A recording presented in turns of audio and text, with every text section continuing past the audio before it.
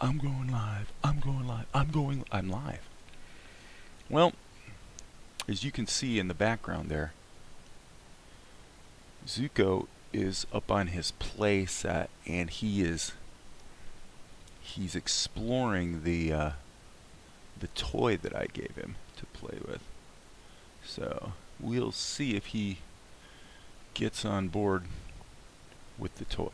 So, but he seems to be definitely curious, and there's some tasty stuff in the bowl that he may enjoy as well. So here we are. Today is an interesting day because mainly because yesterday was such an interesting day. But this shot that we have here was really such a spectacular failure yesterday. It was probably the most spectacular failure I've had in a while in terms of spending the time to do a shot and just getting to the end of the road and going, it's just not good enough. It's just not up to scratch. And I really gave a lot of time to thinking about what had gone wrong. And it's really interesting, I think.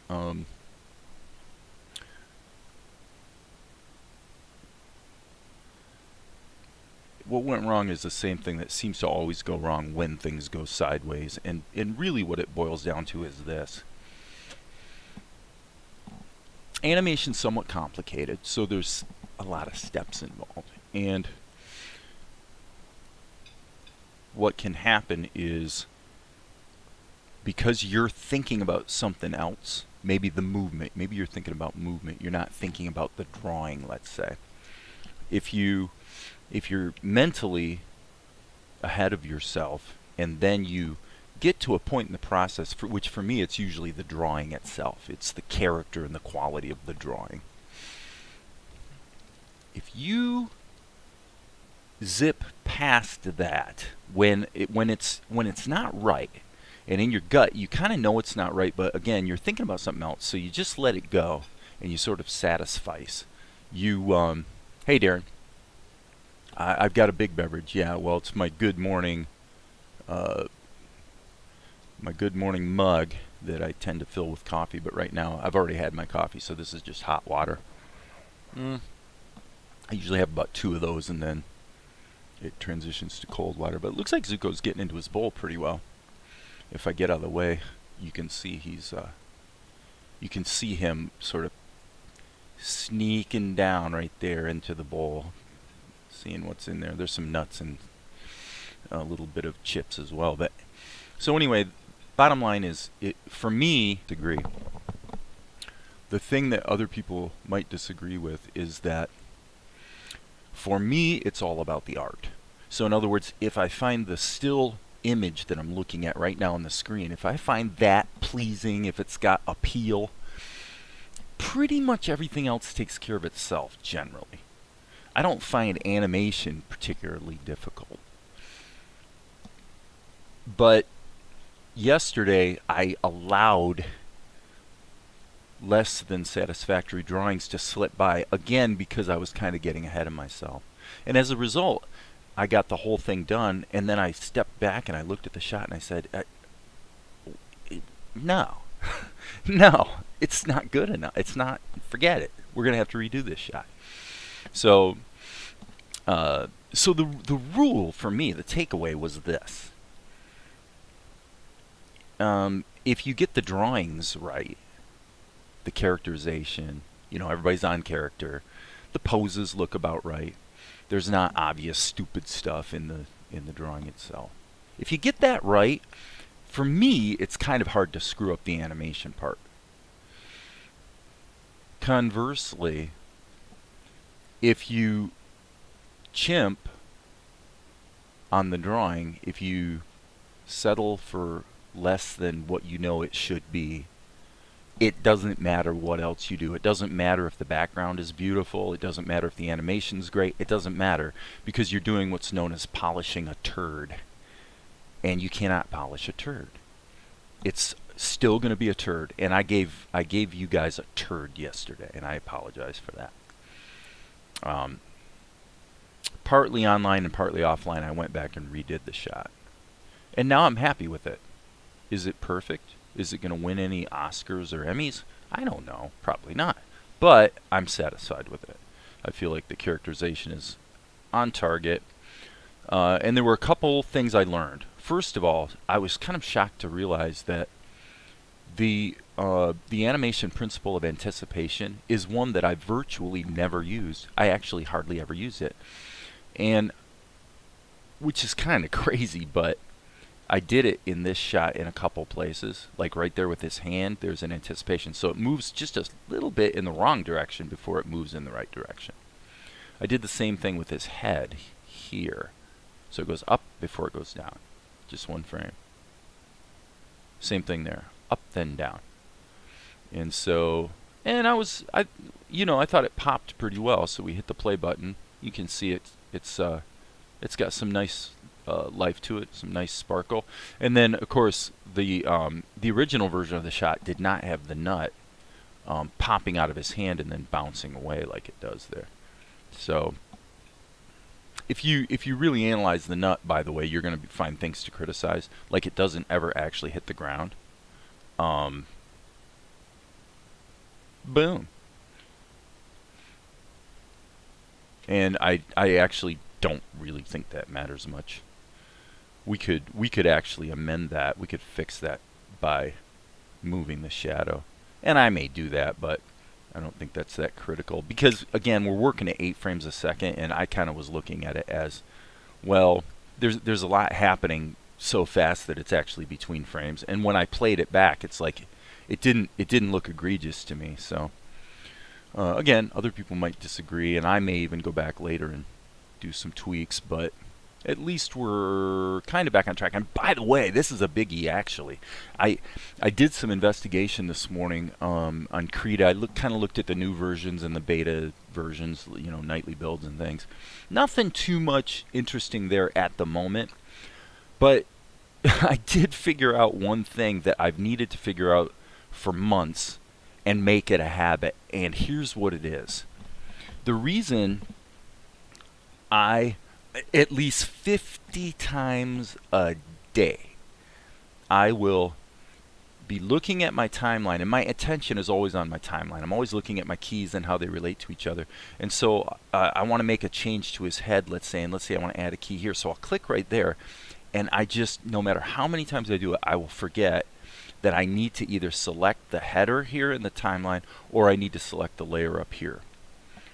And I've found that frustrating, and it's my own fault that I haven't ever approached the Krita developers to say, hey guys, what do you think about maybe making it so that if you click in a cell, it actually selects that layer?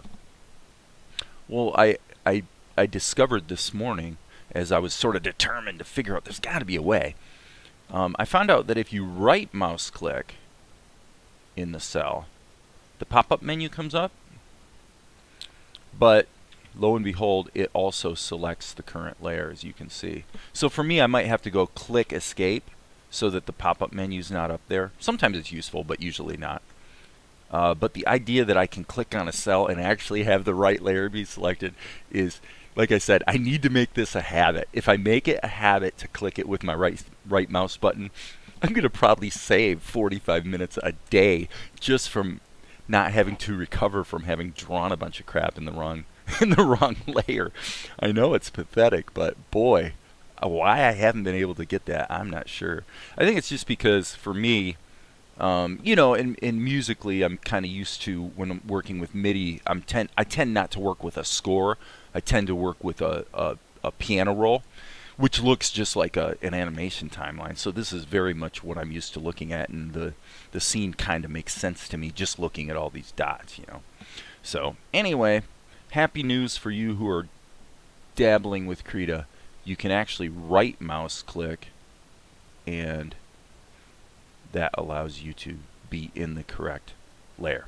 So let's do one thing to this, and then I'm going to be done with it. Actually, I'm going to call the shot done for today.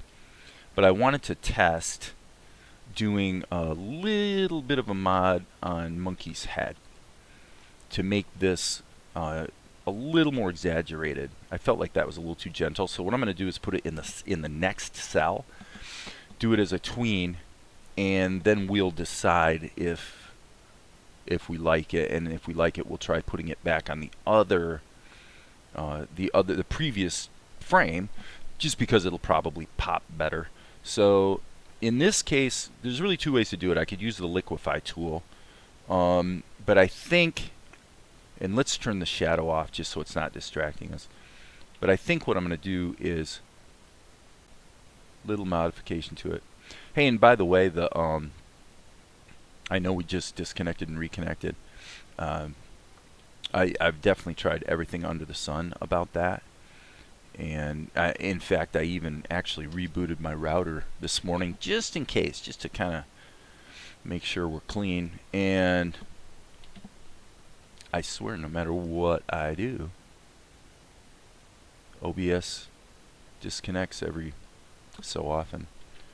So for the moment, I'm not going to sweat that too much. As always, I apologize to you guys for the inconvenience of that when it happens.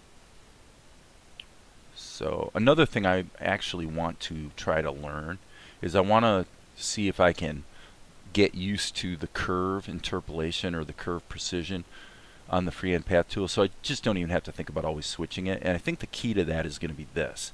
What I want to do is draw, kind of allow things to overlap, and then chisel back over it like this. That will probably allow me to not have to be as picky with the freehand path tool. And I'm just going to make a little curve there. Now I'm going to grab that color, which is of course the glasses, but I could go either way. I think for the moment I'll just leave the tween in there. There's a down, and then there's an up and a way up. Maybe let's turn on the onion skins. Okay, and by the way, I want to make a change on my onion skins as well. I was just thinking about this yesterday. Hey, Inio-san. Whoa, didn't mean to stick the Docker in there, baby. Okay, Krita, I don't want you to mount the Docker. Okay, this is what I'm thinking. I'm thinking about when I have sort of manually rolled my own onion skinning. As you guys know, I don't use onion skins very much. But there is a way that they're useful. But for me, I think the tint does more harm than good, probably. What I like is only one tween. It'd be nice, and this might be possible, but to be able to hotkey it so that you only get the front tween or the rear tween, the one in front of the one behind, would be cool. But lacking that, what I basically want is the same thing I'm using when I'm doing tracing stuff. So I really want it to be about maybe 20% opacity, and I only ever want the frame that's one away. Once you get in more than one and start adding the other frames, it just turns into a mess, and for me it's just not useful. So I like that. Actually, now that I'm looking at it, I like that. I do not like the chromaticity, the red and the blue in there. To me, it just distracts me. This way, this is not too bad. I can actually kind of see what's going on.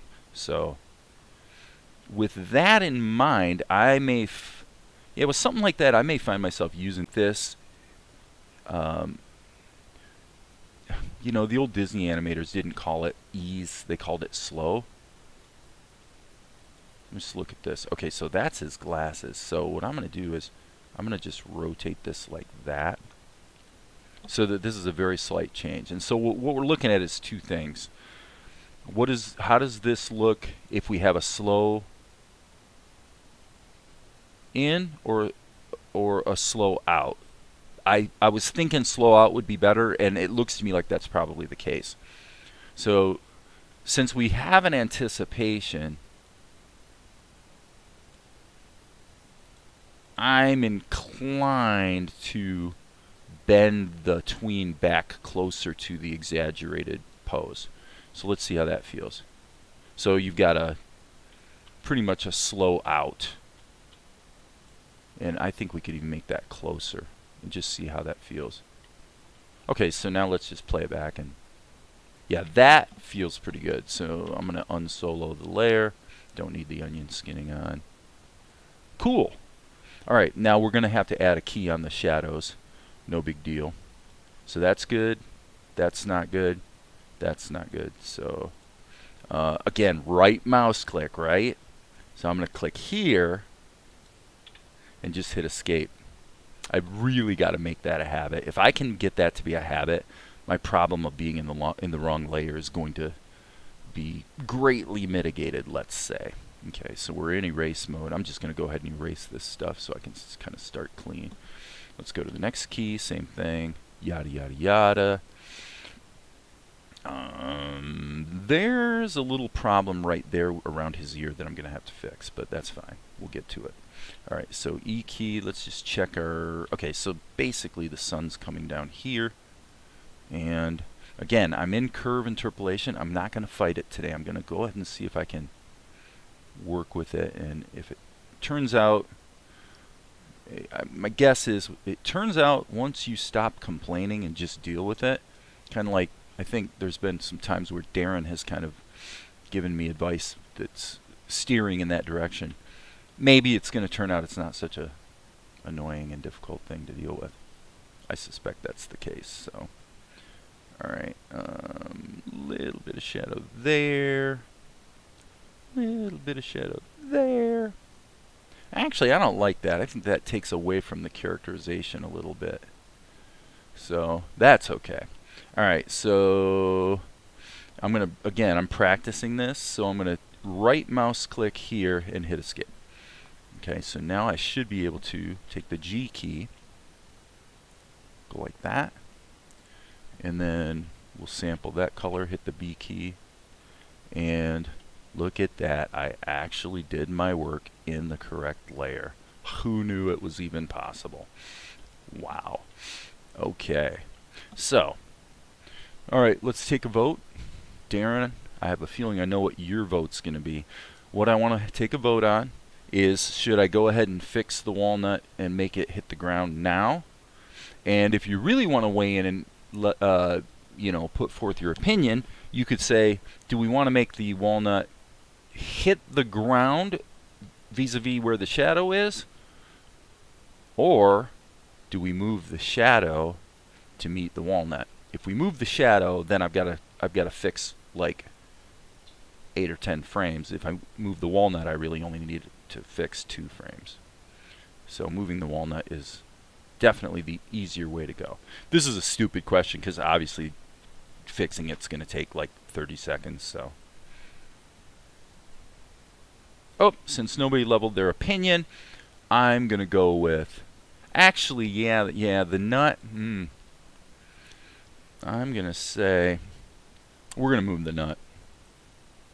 So we'll just find the spot right here. Yes, right here. Just need to grab the nut and just move it a little down here.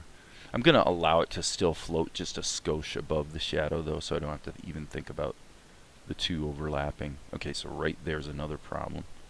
So we hit the S key, A key. Okay, I think we're good to go. That might have taken less than 30 seconds. The only other thing... Yeah, okay. Well, see, yeah, that's true. As it approaches the ground, it should speed up. That's actually true. What it shouldn't do is stretch. If you're doing squash and stretch, if you have the original... Richard Williams in his book points out that another popular book on animation has this problem in it, and I don't know which book he's talking about, but I think it might be Disney Animation, The Illusion of Life, because the original version of that book, which I have because I bought it when I was 18 years old in high school, shows the bouncing ball stretching to meet the ground. You could argue, you could make a case for that, actually, on the basis that theoretically things do speed up as they fall. But all in all, I think the consensus has been that the ball should remain round until it hits the ground, squash, and then it can stretch as it accelerates back out of the bounce. So it's kind of opinion, and it pretty much boils down to just what looks good, I suppose. But anyway, it's definitely a thing. Okay, that looks pretty good. Boop, boop, boop.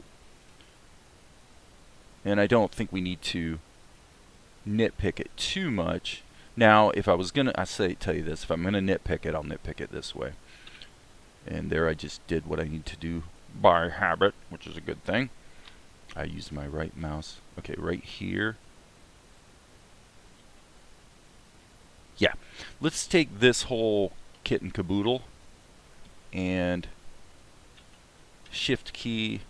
Let's just move this a little bit in that direction. It feels to me like that second bounce was a little bit constrained. Yeah, distance-wise, it didn't feel like it was quite right. Boom, boom, boom. Yeah, now that looks pretty good. That I can live with. All right, so I think the shot's done. Control R. This was the last thing I rendered, so we'll get this into the show, and then we'll take a look at it and then just regroup and figure out what our next step's going to be. Yep, it depends on the style of animation. Well, this stuff is all... I mean, yesterday was a real powerful learning experience for me. It was a humbling experience to spend 2 hours on this shot and just have it really... I really wanted to think about what went wrong, what went sideways. And I had a discussion with Valerie about it. She always helps me to be pragmatic and really look at things practically. And the thing I realized is that, oops, I need to switch screens. Boom. Is that I'm very much all about the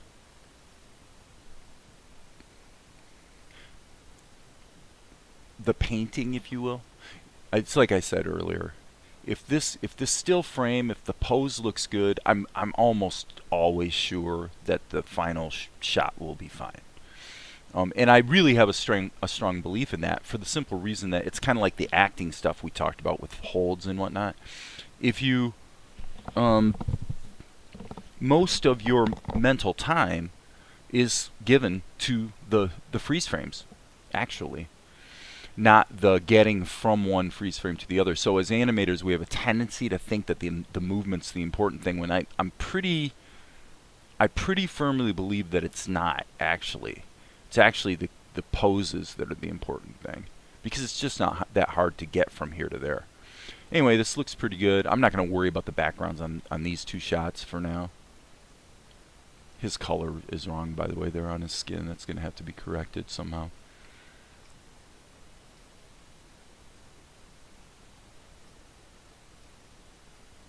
Okay, hold on. Did we get the right pose here? Yeah, I guess we did.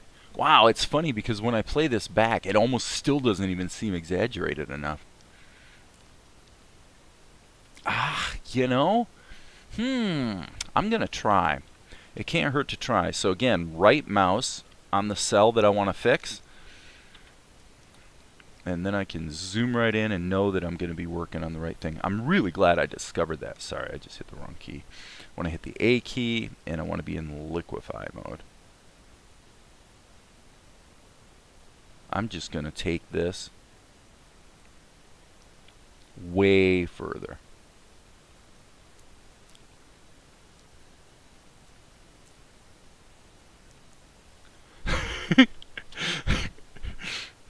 Okay, I'm not going to worry about the shadow. I'm going to just render this, smack it into the show, and just see what it feels like. See if it works. If so, we'll then clean it up and fix it. But do you guys agree? It's obviously somewhat distended, but it's funnier. I think it looks funnier, so it's more entertaining. That's the important thing. So unless somebody's going to strongly make a case otherwise, I'm going to say this is probably a good move. Let's see. I'll try to do a slightly cleaner version of it, actually. I'm going to hit undo and go ahead and redo it. And while we're here, I guess what I'll do is I'll put it on the next frame. Just to be careful. Okay, we can't really put that in front of his leg. I mean, we could technically if the body was in front of him, but then we'd have the quintessential problem of having a layer that's half in front and half behind him. So, yeah, I'm just going to try to do a slightly better version even than I had. I like that. I like that. I like the way it really stretches. All right. Yeah, it's much more. Okay. Yeah, from time to time is exactly right. It's not always appropriate. But yeah, I think that is looking pretty good. So with that, I'm going to hit the B key and go ahead and tighten up the ink and paint and fix the shadow, and we'll be rocking. Okay, there's that. And again, I'm just practicing here. So what I'm going to do is take this key, just because it's kind of a interesting pose, so I'm just going to drag it down here for no apparent reason. Move this one back here, and then let's fix the shadow. So again, right mouse click there and hit escape so that I'm in the right layer, hitting the G key and then E to erase, so we can get rid of the old shadows. And then, yeah, I definitely like that better. And then we'll just give a little kiss of shadow there. Oops, that we don't want. So now I'm going to hit E. OBS looks like it disconnected, and I'm going to hit Control R. Control R, I said. Render. Okay, now we are basically spinning up for the next shot. So Mel,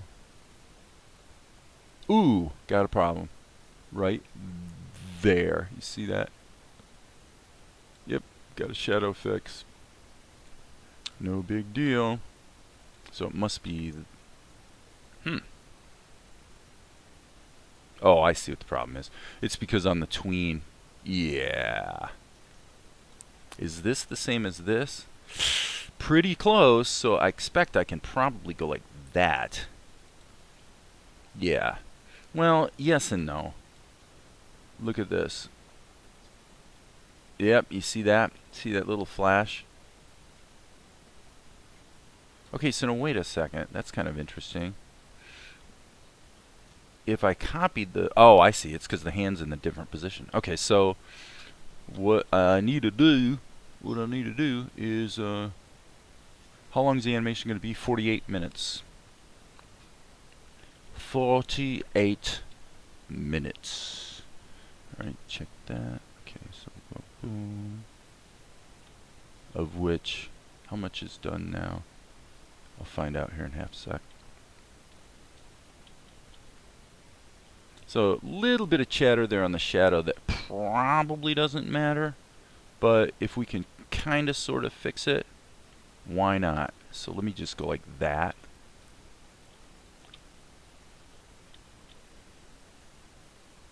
So I'm just going to expand the shadow a little bit here, just to make them look about the same. A little tiny bit of chatter is okay, especially because obviously your attention is going to be on Monkey's face.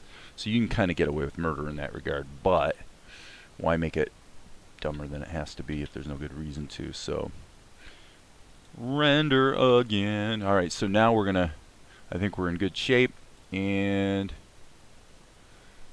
it's gonna be time to rock and roll. So at this point we are at 18 minutes and 3 seconds. According to the script, what page are we on? We're actually on page 21. So we're about two pages off of our script, but that actually means we're ahead of schedule, not behind, because the script is actually 52 pages long, not 48. 54 pages long. So yeah, we've got plenty of latitude. That's a really good thing, because that means that when I'm editing, I can go back in and you know, I'll be able to cut things down, and cutting down is always an improvement. What you'll find, what I've definitely found on all my films, is when you chop stuff down, even to the point sometimes obviously of taking scenes out, you know, which happens always. It always makes the movie better. So we got one thing we do kind of sort of need to fix, but I think we can leave his flesh tone right there at the moment. Obviously that and that are not the same color, so that's kind of a boo-boo on my part. That'll be easy to fix though, because the hand is in its own layer, so I can actually just use a in Krita what you call a filter mask to add a color correction to the whole layer. So no big deal. Okay, so now, yes, so this one is actually ready to ink and paint. Cool beans. Let's do it. Let's rock and roll. 307. Let's get rid of monkey. And how you doing up there, Zuko? Let's check in with Zuko. Zuko, how you doing, handsome man? You enjoying your nuts back there? Looks like you're doing okay. So, yeah, he's got a play set that's fairly it's kind of a big play set. It's about 3 feet by 2.5 feet. And it reaches about 5 feet up in the air. He's got a big playset and an even bigger cage. His cage is huge. We got a really good deal on it too. So what do we want? We wanted shot number 307, I guess. So minus 307. Let's see what we have. Boom! Wait. Okay, that was not quite right. 307. Come on. That is strange. Okay. Krita, you're acting strange. 307. There is no 307. How did I make this mistake? Boo! Let's jump back up here. So this is shot 306. This should be shot 307. I'll just double check it, of course, against the storyboard. Hello, storyboard. Yeah, 307.png. Okie dokie. So normally, that just means type in minus 307 when I can't find it. There it is, actually. Why was it not finding it? That's very strange, but hey, we'll just keep rocking. We're not going to cry over spilt milk. Okay, yeah, so clearly this is going to be a... Let's put the color on a separate layer, obviously, since the color is going to repeat over a great deal of the shot. And the color should also be underneath the mel layer, which is really the ink. INK. And this paint layer, don't know what that is. We're getting rid of it. You're gone. And it's generally good practice to put your character in a group. Okay, so now what I need to do is grab just something that gives me color samples. And now we can go back here. And this is blinking at me, which I thought maybe it thought I made some changes in the image that wanted to either be saved or not. But anyway, so I'm unfortunately gonna have to turn that off. So I think what I'll do is, I think I'll do it this way. This should be pretty simple. I'm going to sample this color, and for the moment I'm just going to go like that. Sorry, that should be the G key. Alright, I'm going to go back here, sample his primary hair color, looking at where his hair is. Just going to go like that. Hope this is making sense. Then I'm going to grab his main garment color. And I guess we need his... we'll come back and catch the dark green colors later. The fact of the matter is that they're just slight variations of the other greens that are already in the shot. So I should be able to now turn that off and jump back here, and now my colors are already in there, so kind of makes my job a little easier. Alright, one thing that should happen is inserting a keyframe, Control Insert. If I would have hit Insert, it would erase the colors that I just put in there by making a new blank keyframe, which is not what we wanted. Alright, so now I'm going to hit the G key. And like I said, we're leaving it in curve precision mode, not having to switch. Okay, being in behind mode would be well advised at this moment, because that will allow me to not accidentally color over his eyes. But I'm not really trying to color this completely, as I often do. I'm just going to patch the holes and see if the fill tool wants to be my friend today. And we do not want to be in erase mode. Yeah, looks like that worked pretty well.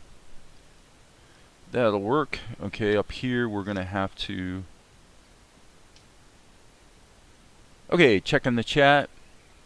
Dirt says hi, hi. Hi, hi, Dirt. Alright, good deal. F for the fill tool. Grab that. Okay, obviously we got a lot of leaks here, so let's patch those leaks. Post haste. We're in behind mode, so that means we can't accidentally erase anything we didn't mean to, or cover it up, I should say. So now I'm going to hit the G key and just lasso this stuff, just to get those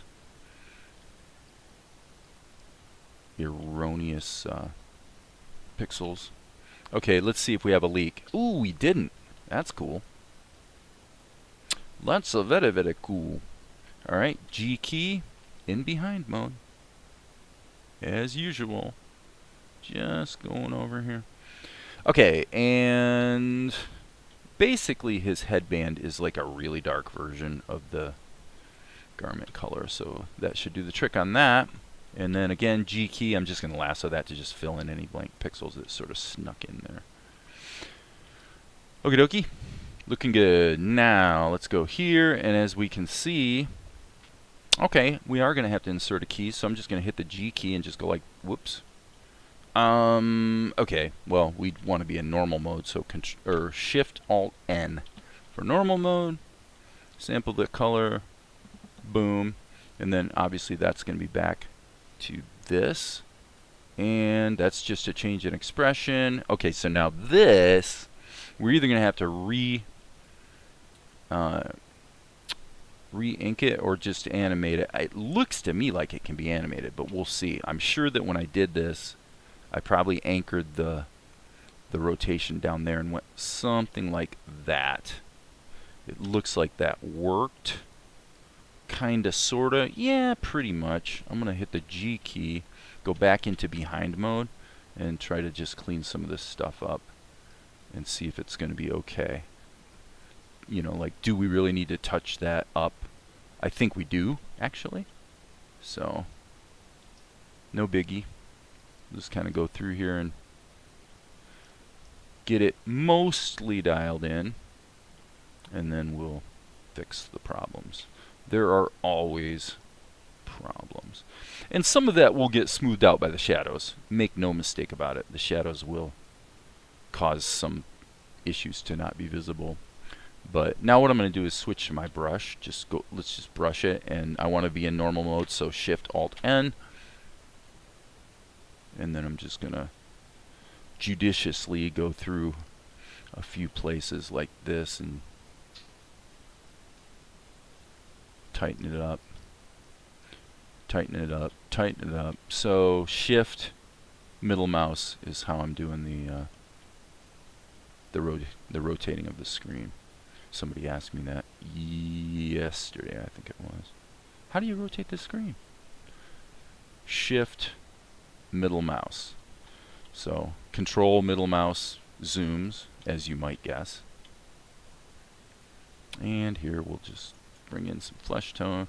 And I'm hitting Control, boom, Control click to just sample whatever color I'm grabbing. So it just makes it quick to switch colors. You also can hit the H key, which brings up a palette here on the right. You can't wiggle your mouse too much. You have to stay over it or it disappears. But if you hit the H key, you can see all of the colors currently used in the shot. And you also do have that over here on the right as well. So more than one way to get to it. Now, again, I'm going to right mouse click here and then hit escape. And so why did I do that? Because, whoops, didn't mean to do that. I want to jump up into the ink layer because it's important to remember that this shot, this is really a pencil test. I kind of tightened the pencil test up by, you know, darkening the lines, but this really isn't a super clean ink job. In many cases, that just doesn't matter, but we don't want to be too sloppy just for the sake of being sloppy, you know. So we'll go in and clean up the obviously egregious problems. Seems to me I saw something back here. Now I'm in normal mode, so I gotta be careful not to overstep my other color. That's cool. Yeah, we got a little hiccup right there too, actually. So, but yeah, the pencil work is a bit dirty. Now, to be fair, that could be cleaned up as well. In the ink layer, if I hit Control M, and then let's just go to the default, so that this is just like a fresh curves tool. Well, if you go to the alpha, you can compress the alpha a little bit, and that'll cause the lighter lines to disappear. In this case, I'm not really sure that's actually particularly useful, but we'll take a peek. Okay, so W key to rewind. That's not a default hotkey, by the way. Okay, yeah, and you can see a bunch of noise back here too in the pencil test layer, so we better fix that stuff. So I am in the ink layer. G key, E key, boom, erase, erase, erase.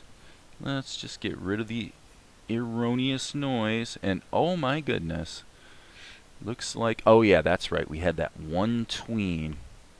Okay, so that's interesting. Let's just rock and roll and do it, baby.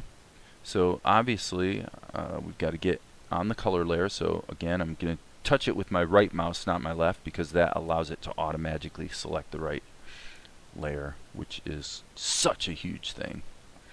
Well, how do we want to do this? I'm going to say, let's take the G key and then E key to put it in erase mode. And I'm just going to erase the stuff that's okay. Krita, when I hit the E key, I expect you to respect the fact that I hit the E key, because I'm really, really sure I just hit the E key. Okay, so I'm just cleaning out the garbage so I can use what's there as a bit of a color key. Now this is really sloppy, but it's important to note that this is only going to be on the screen for exactly 1 frame. This is really there specifically only as a kind of a motion blurry tween. So it can be a bit on the sloppy side, and it's just not going to make any difference. The next shot's going to be a little more fun, I think, because it's the one where he falls into the shot and lands on his elbows and does a fair amount of thinking. So there's some acting going on there. Boom, ba-doom, boom, boom, ba-doom.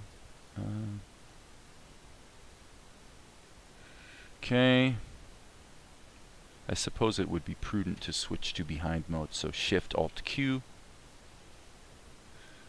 puts you in behind mode, and now it is literally impossible to accidentally draw over color that was there in the first place. So, meaning, if I go like this, see, it only puts the color behind, hence the name behind mode. But you knew that. Okay, checking the messages. Nothing in the messages, nothing in the chat. Everybody's quiet. It's cool.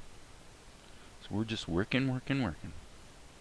Alright, now I'm going to grab this color right here, Shift Alt N, so that I'm back in normal mode.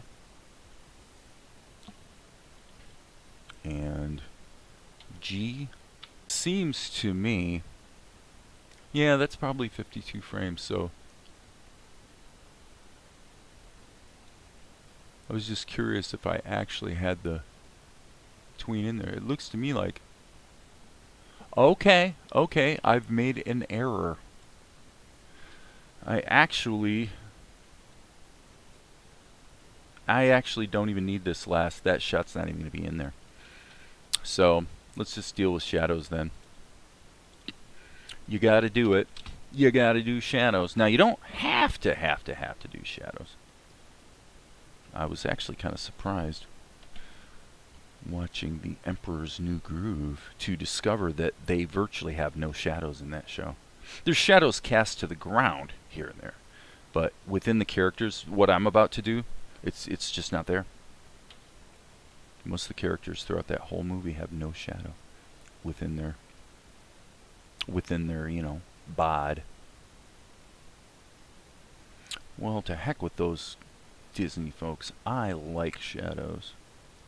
I think they add kind of a fair amount of production value for a pretty small price you have to pay to put them in there. So you just don't want to get too creative with them where you're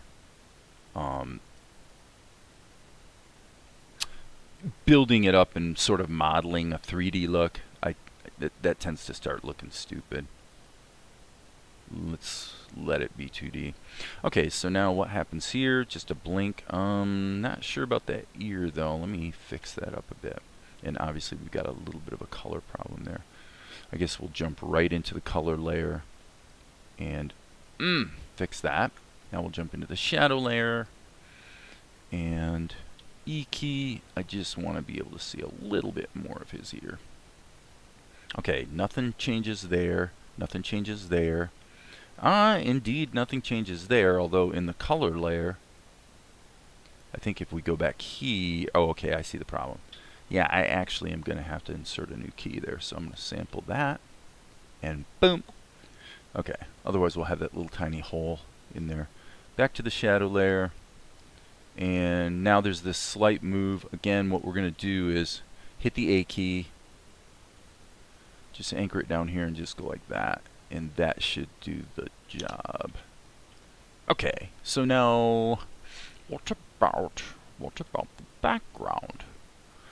Well, let's take a chill pill here for half a second and let's kind of see what else has been going on here.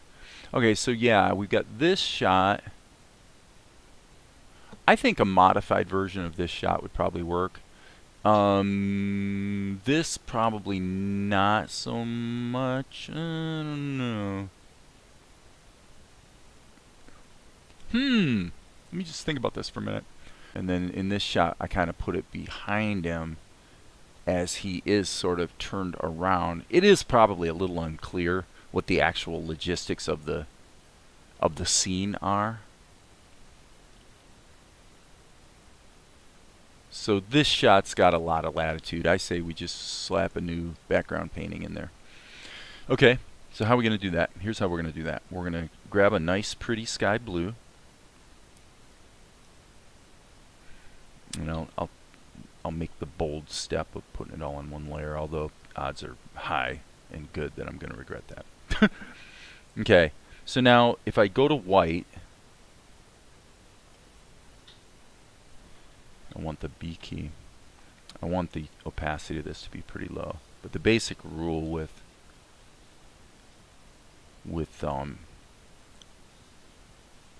skies is that atmospheric perspective is pretty much the opposite of what most people instinctively think it is. Meaning, people tend to think of the sky as getting lighter as it moves up into the sky, and it's actually the opposite. It actually gets lighter as it goes down. And that's because of atmospheric perspective. The density of the atmosphere. Now, I'm going to say, in this case, man, you know what?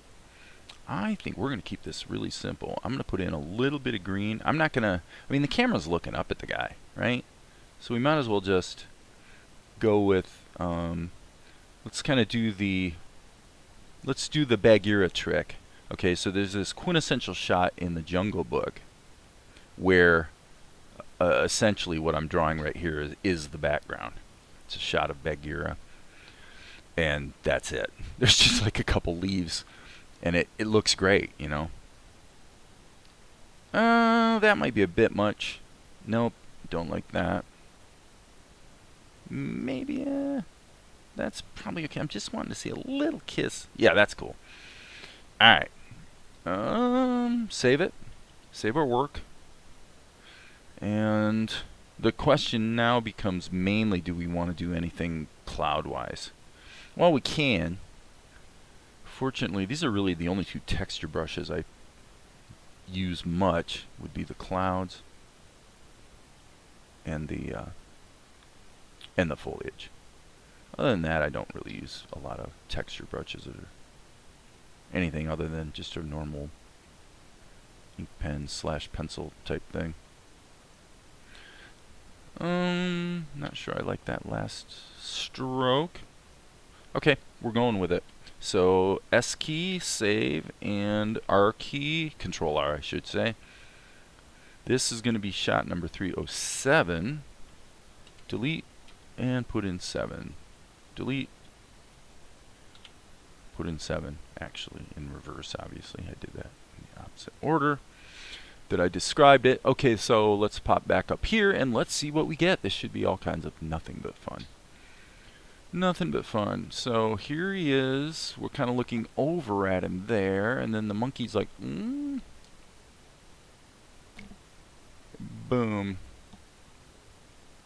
Okay.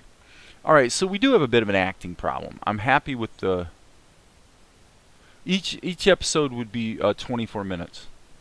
So, I mean, at this point, honestly, dudes, to a degree, I'm regretting the fact that I did the first 8 minutes of the end of the show at the beginning of the production process. So this is all done, and then the middle of the show is done up to here. So if I would have started at the beginning and just worked straight through, it would be half done, and I could actually break it in two and release, you know, the first half, which is at this point what I think I'm probably going to do.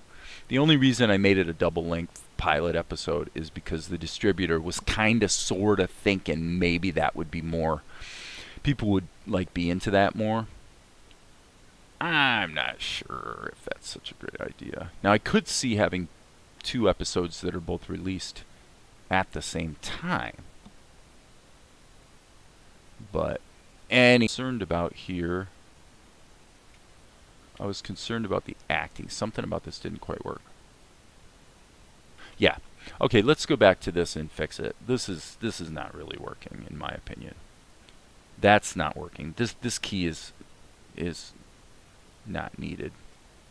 It's just taking up space. So I like the blink. So it's going to be blink.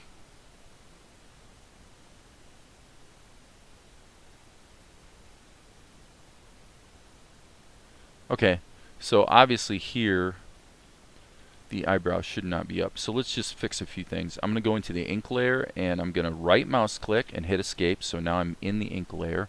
Obviously a cloud brush isn't probably going to be the greatest thing for his, because when you use the freehand path tool, it actually renders the path that you draw. Okay. Now we're so close to the end on this shot that what I just did really doesn't matter. Like, if there's a little bit of color in the ink layer, it's not going to matter. But, you know, why be stupid, right? So let's hit the B key, and I just want to make this expression a little bit more. Okay, I don't like it. I made a mistake. I'm sorry. I made a mistake. I'm going to hit the G key and the E key, and I'm going to get rid of this and redo it. Okay. Now the B key. Hello? Don't want to be in erase mode, folks.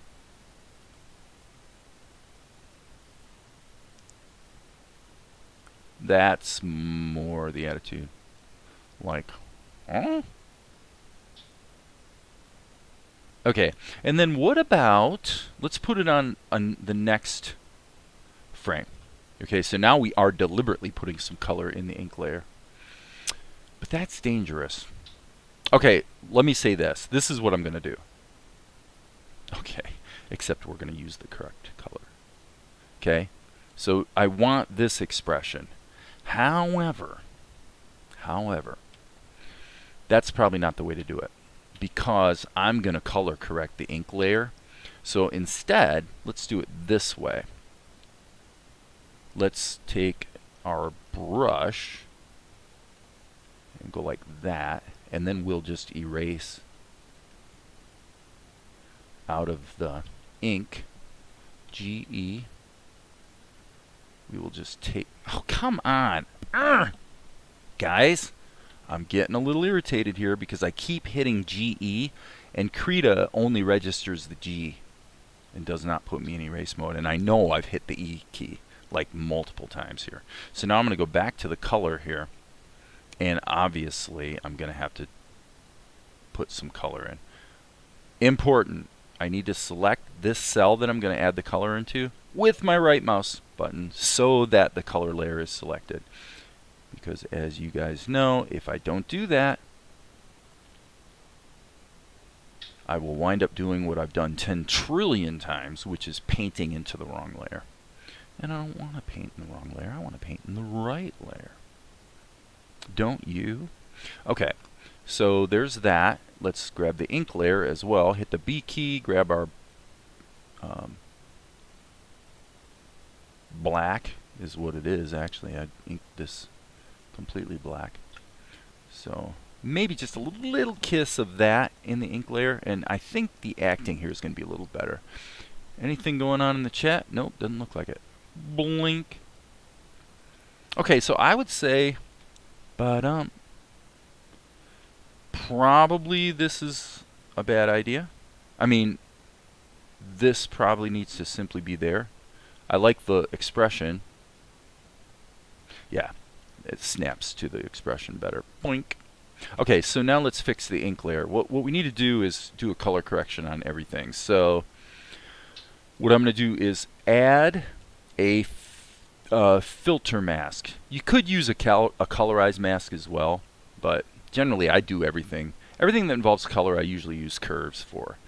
So my color adjustment is going to be to make the outlines lighter, first of all, which usually means about 25%-ish. And then I tend to want to squeeze a little bit of red, as you can see, into my outlines. So it looks like about 30%-ish, maybe pretty close to 25. But now, because that is a filter mask, you can turn it off and turn it on anytime you want. I can see an issue. Yeah, we're losing his hair.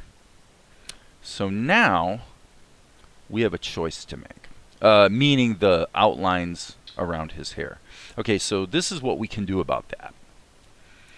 All right, and I'm going to try this just because it'll be kind of fun to demonstrate this here on YouTube. What I'm going to do is I'm going to do some coloring in the ink layer.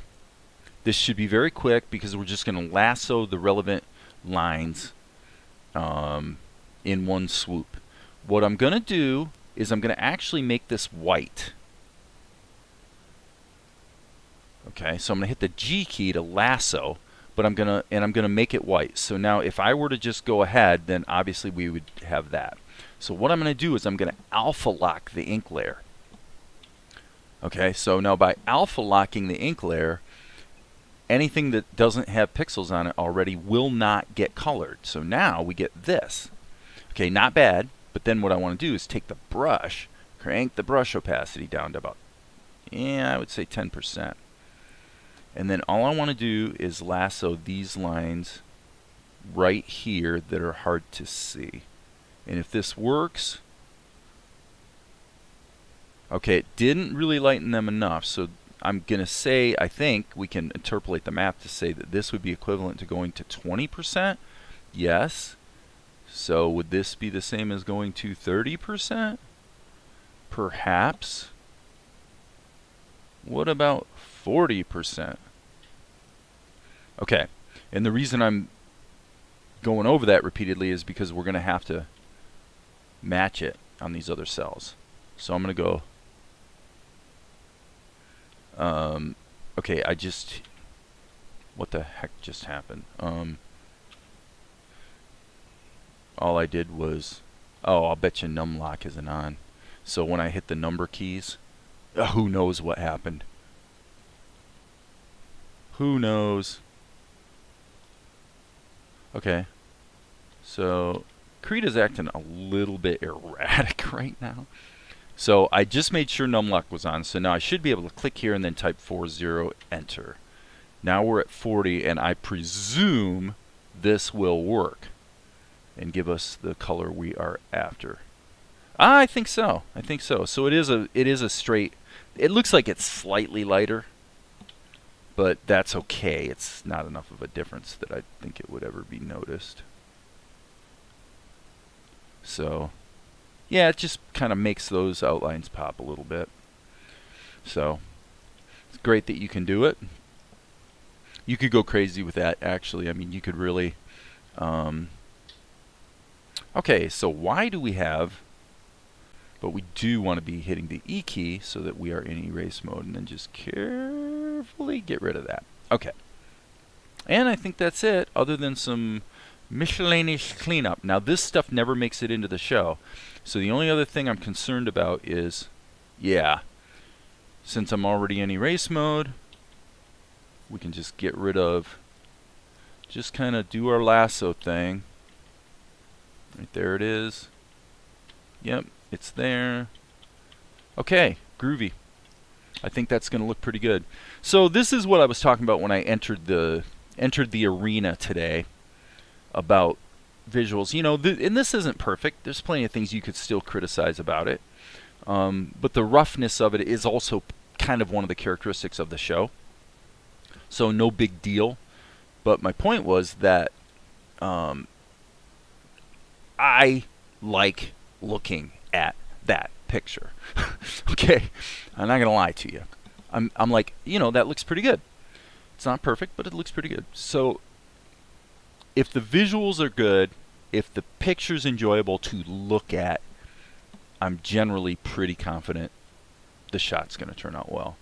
You know, so again, the mistake I made yesterday was that and by the way, I'm adding a second shadow layer. You'll see why here in half a second. The mistake I made yesterday was I sort of satisficed and didn't stop myself when the image quality was starting to go off kilter. Okay, you can see which way the sun is shining, so therefore let's insert a key and let's go like this. Just like that. Just like that. And do we want to put a little kiss there too? No. Nope, that's making it too complicated. That's unnecessary. And maybe, yep, I'm going to do that as well. Okay, so now what we're going to do is just come forward, and then all we have to do is just match it on this one keyframe. And probably the simplest way to do that would be to, I guess in this case we'll have to anchor it as far over there as we can, and then just do a rotation. I think that'll work. Okay, and then let's switch this layer. This is not actually shadow. Let's call this HL for highlight. I'm going to put this in overlay mode. And of course, this is kind of important to understand. When you do an overlay, you're going to not just lighten it, but you're going to kick up saturation as well. So it's often desirable, but you know, it's a judgment call. It depends on the shot. You can see how if in normal mode the colors are grayed out more. In this case, I think pulling out like this and maybe even hit the M key to reverse it. Not sure. I would say overlay mode at about that level looks pretty good to me. Okay, and having done that, I would also say let's hit the G key, and I think I'm going to add a little smack there. And I'm kind of feeling like this is a little extreme.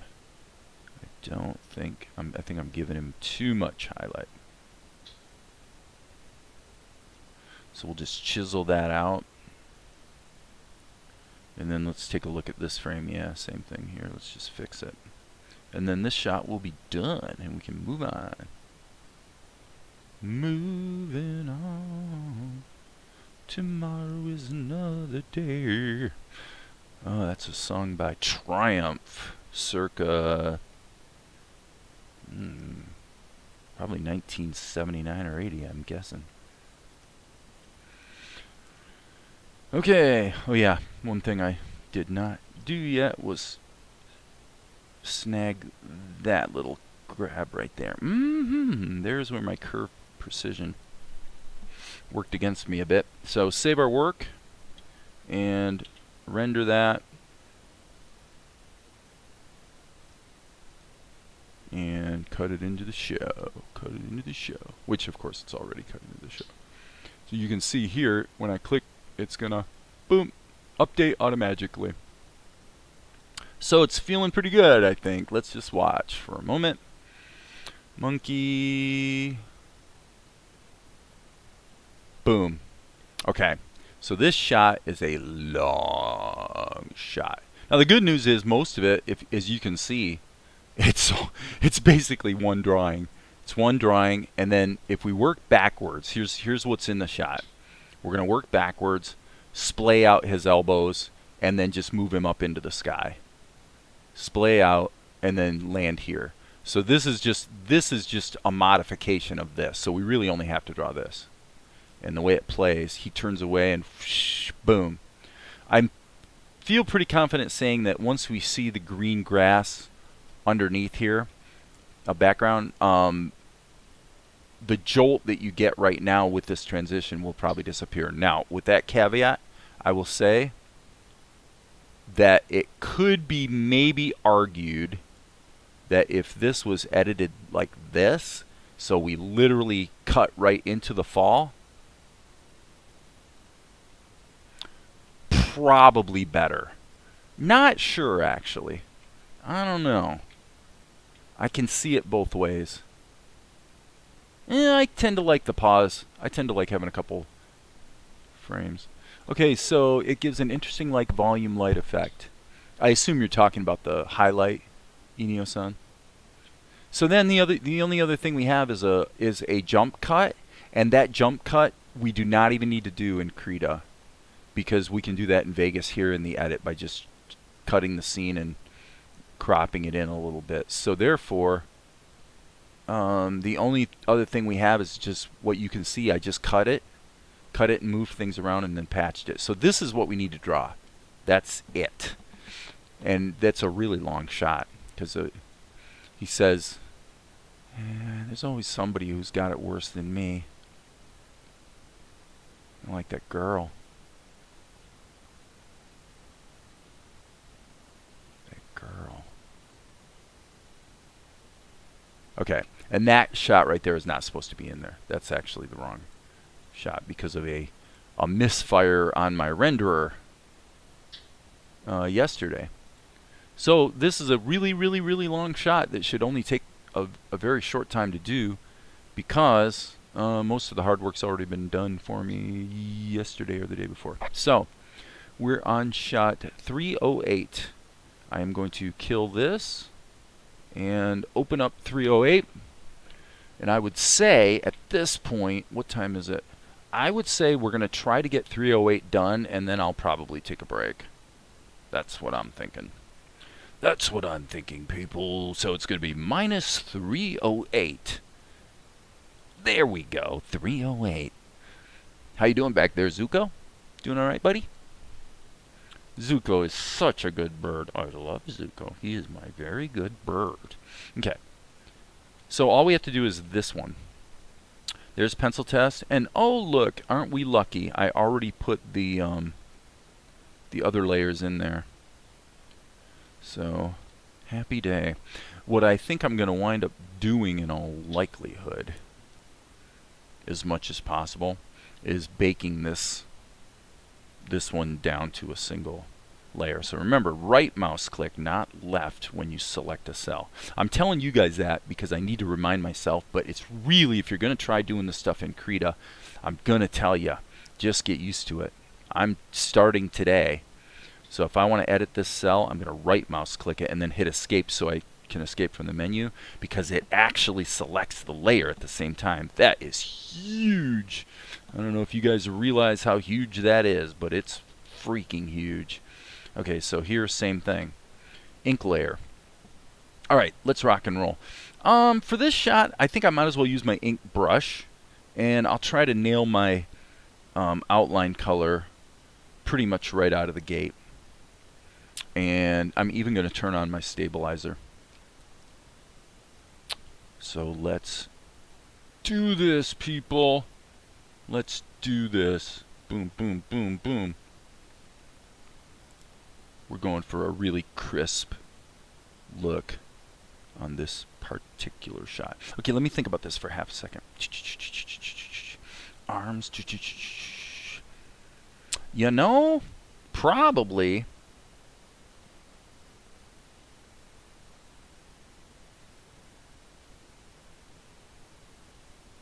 I was going to say, maybe I should put the arms in their own layer, but I don't think so. I think we're okay to just smack everything together. So, just, oh, that's what it was.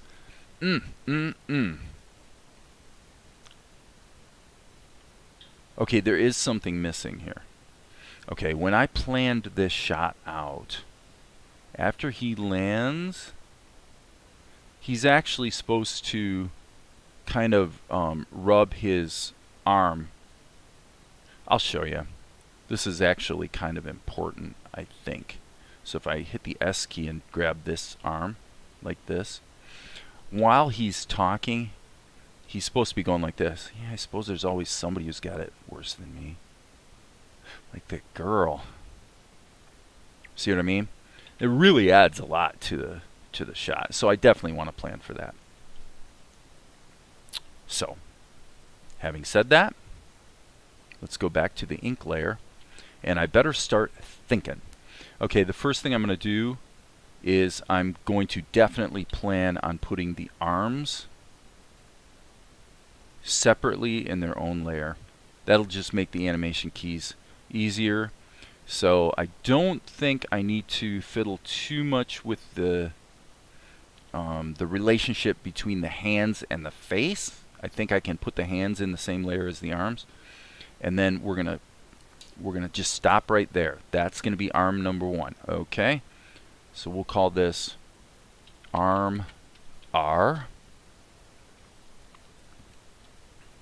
And as you can see, we don't have an animation key in there, so I want to stick an animation key in there. Alright. Now we want to add another layer, and I'm going to put it in this color layer. We're going to call this arm L for probably obvious reasons. I'm going to insert a key there. And arm R has an erroneous line right there. So there's arm L. I want to go like this. Boom, boom. Put his little armbands in there. And ultimately, actually, I'm thinking... See, I don't enjoy this process quite as much when I really have to think about the logistics a lot. And in this case, I kind of have to. Because really, the arms need to be broken into 3 pieces if I want to make the animation part of it as easy as possible. Okay, so I'm going to go like this, and then I'm going to actually just go like this, and this is where I'm going to screw this up like I did yesterday with the monkey if I'm not careful. So I want to hit the Z key, and I'm actually going to hit M, meaning I'm thinking so much, this is literally happening in real time, as my brain is starting to be consumed with the logistical decisions I have to make. It's really easy for me to suddenly start compromising on the drawings. So the drawings start looking stupid, and I'll ignore it. I will like literally not notice that because I'm so caught up in thinking about the logistics. So I'm just kind of reporting that so that I can be cognizant of it myself. It's a big problem. Okay, so in this case, let's just go ahead and let's just do it this way. I'm going to hit insert a key here, and I'm going to go ahead and put in a layer and call it head. Let's just put his head on a separate layer too. And maybe if I approach it by just setting up all the pieces, all the layers right at the beginning, maybe that'll make it a little easier to execute successfully. Okay, so obviously the body should be behind the arms. So there's really no reason to ink this, probably, but I'm going to go ahead and do it. And as you can see right here, this is why this kind of stuff is a little clunky, because all these overlapping lines that are kind of unnatural, I find really distracting. Alright, so in the head layer, I think what I'll do is just turn these off so I can just focus on getting this right. Especially the head, because the head's obviously, the character's expression is the most important thing by far. Alright, about to check the chat. Dirt. That girl. That girl. What girl? I don't understand the context of the chat message. Alright, so explain yourself.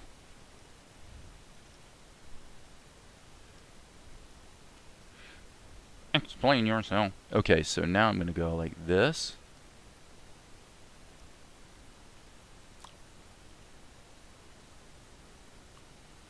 And now I'm going to hit the G key and the E key and chisel back out of this. Boom. Chisel, chisel, chisel. Okay. Now, this is another area where I'll get sloppy if I'm not careful. So here's what I'm going to do. I'm going to click into the pencil test layer, hit the B key, go back to my standard pencil, and this is something that's gotten me in trouble more than once. Okay, it's time to get everything sketched in there that's going to be in the shot. There's plenty of times when you can keep it all in your head and it's fine, but generally with characters, and especially with their faces, you know, or their head, get it in there, because you really don't want to be winging it. And you can kind of see why. Actually, as I'm doing this, I'm kind of making some slight errors. I don't want to get Mel off character. That looks pretty good. So, alright, now we can go back to the head layer, and I guess probably the wise thing to do would be to go like that, so I'm definitely sampling that color. Yep. And then I'm going to go back to my brush and turn my stabilizer back on and go, whoa, boom, boom, boom, and boom. Same thing here. I'll suppose it's more of a zoom, zoom than a boom, boom. I guess it just depends on your perspective. Okay, so wah, wah, wah, and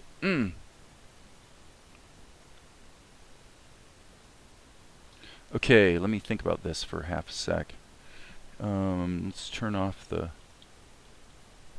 Actually, let's do it this way. Okay, and, you know, it's not horrible, but it's really not right. I'm redoing those eyes by gum. And I'm going to switch back to this brush, turn the stabilizer off, and flatten my screen back out.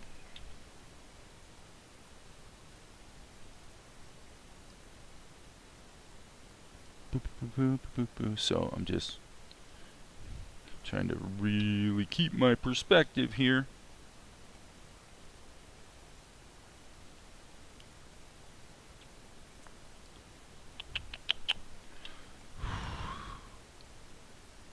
There we go. That's better. M key. Okay, JP or Jim P, this would be a good time to draw with fills first, then layers won't be confusing. Probably, well, especially if I worked from back to front. But, I mean, even that can be problematic. I guess you could work from front to back too. But I would just say the bottom line is that this this type of a shot is confusing. Um,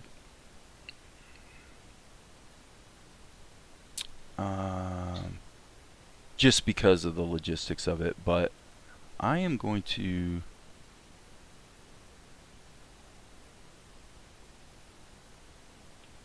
say,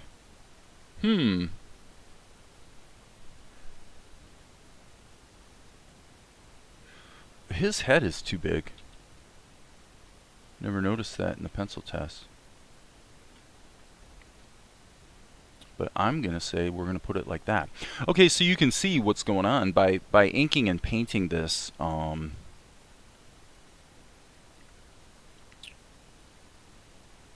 His right arm's going to be in front, and actually the left arm's going to be in front of the right arm. So there's your... Okay, so once I get these all sort of self-contained with ink and paint, it's going to be pretty easy to animate. The animations stick to doing everything self-contained layers. So I'm going to grab this same shot that I've been using as a guide, and let's sample that color and then go back down to this arm. It really doesn't matter which arm I do at this point.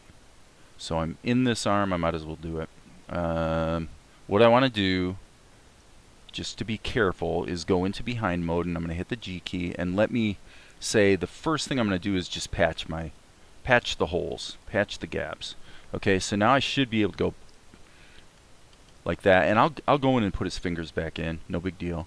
Okay, over here we probably got a leak right there. I don't know, maybe that one would sneak by, but I'm not sure, so let's just do that. Here again, let's patch our leaks. Well, you kind of see what's happening here. I mean, once I have the logistical plan, and as you can see, I'm really forging ahead here pretty quickly. Once I know what I'm doing, it usually goes pretty quick. Everything else about it goes quickly. So there's something about that step where I'm sort of breaking things into pieces and they're sort of overlapping each other and getting in each other's way, where my brain tends to get frazzled by it. And the negative manifestation is that I actually do worse work, sometimes by quite a serious margin. So it's just something I want to be super duper careful about. And I'm very cognizant of it today because because it bit me in the butt so badly yesterday. Okay, and now this color should be just a little darker here, and then these, essentially the same thing. Behind mode, boom, boom, and you know, other than baked in shadows, we're good to go. All right, so I'm going to turn this off. I can turn off the pencil test for now. We got to get Mel's eyes and hair, obviously, so I guess I need to sample the hair color. Boom. All right, so this is going to be fill tool. Let's go into the head layer, but let's solo it, because all those overlapping layers are going to mess up the fill. And then here's his eyes. Boom, boom. And I'm going to leave the eyebrows for later. Okay? So, here's going to be the strategy for shadows on this shot. He's falling down essentially away from the sun. He's totally backlit. So let's say we're going to go into normal mode. Hit the G key. Normal mode. Opacity of 11 or 12. Since the sun is fairly bright today, we're going to say that we're going to use 12, not 11 for our shadow value. It's not a big difference, but it is a little bit of a difference. Okay, so we'll get this shadow baked in, and maybe just a little kiss right there. Okay, stop everything. Hit Z twice. We have to redo it because I did not have alpha lock on. By the way, I've got that mapped to the star key on my numpad. So anyway, that was a boo-boo. If the shadows were in their own layer, then that wouldn't have been a problem. But because the shadows are being baked in, if you make a mistake, you know, you're kind of stuck with it there. So now that doesn't mean it's not fixable. for example, okay, so how would you fix this? This is actually a great example.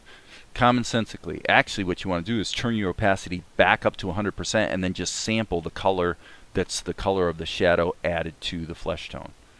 Okay, with the caveat that the curve interpolation on my freehand path tool kind of rounded that out more than I preferred. But while I'm here, I'm going to make a few fixes. Come on. Oh, dang. Oh, this is where curve interpolation is. Well, I would say this. For something this delicate, it's probably the case that I would be better off to simply use the brush. Just paint it in. Okay, so that's that. And then right here, I'm going to go back to the G key and just say, boom.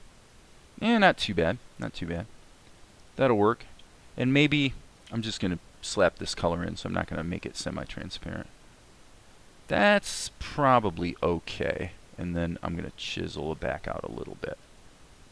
I didn't like that. So again, this is where the curve precision, I find it a little annoying, because what it draws is not exactly what you drew. So normally I switch it, but in this case I'm kind of going with it just to see if we can get away. And now it's shadow time. So now we're going to go hit the G key. We're going to alpha lock. Again, let's turn down to 12%. And I think probably the way I'm going to want to do this is put a shadow there, and then I'm going to want to kind of maybe let the sunshine catch a little bit of that. Yeah, that'll work. That's going to look good.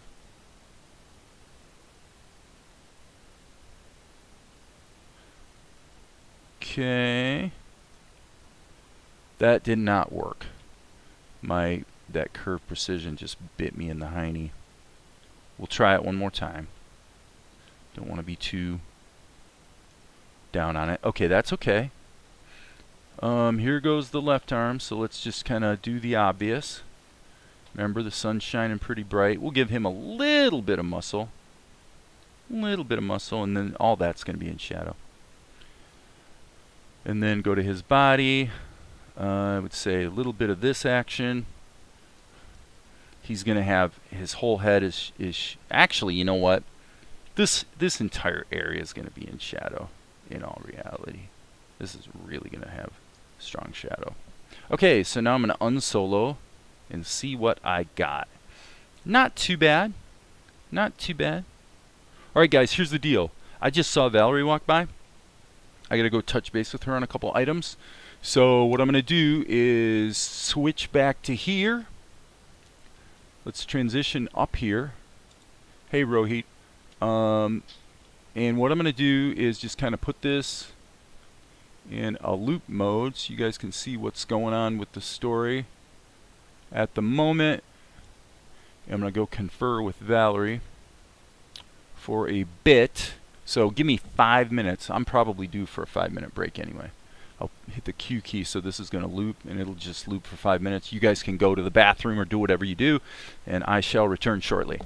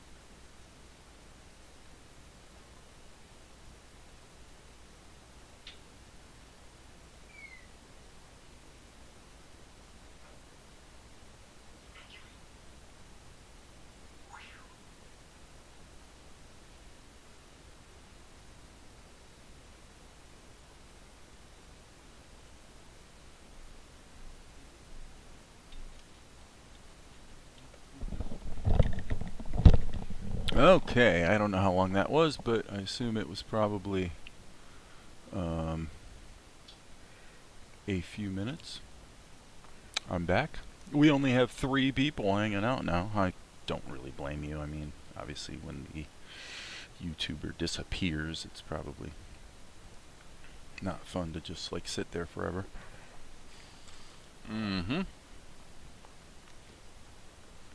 Well, Zuko looks like he's doing okay. Alright, so where are we at here? Well, we're going to deal with the eyebrows later. The pencil test layer is now on. That's just going to be serving as a guide on the animation side of things.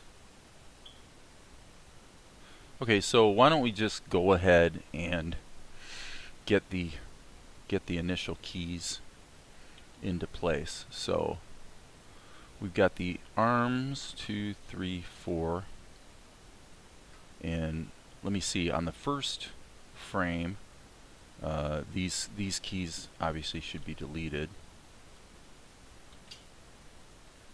So hello. So we want to get to this, and the way to do that is to go back here, save your work. By the way, Krita's quite prone to crashing when you do what I'm about to do, which is well, actually, let's do this. There is no shadow layer, so we'll get rid of that. His mouth is important. But what I want to do is I'm actually going to put a subgroup. So I don't know if you know that, but you can nest groups inside of groups. And the reason I did that is so I can use the translate tool on the entire group. And Krita is indeed acting a little bit stupid because you can't see the... Yeah, so that is not going to work, unfortunately. I think I'm just going to hit Z. And my best course of action at this point, because I don't want to put animation keys on these layers. So just to keep things clean, it looks to me like nested groups with the transform tool don't work. Okay, I see what's wrong. Let me check something here.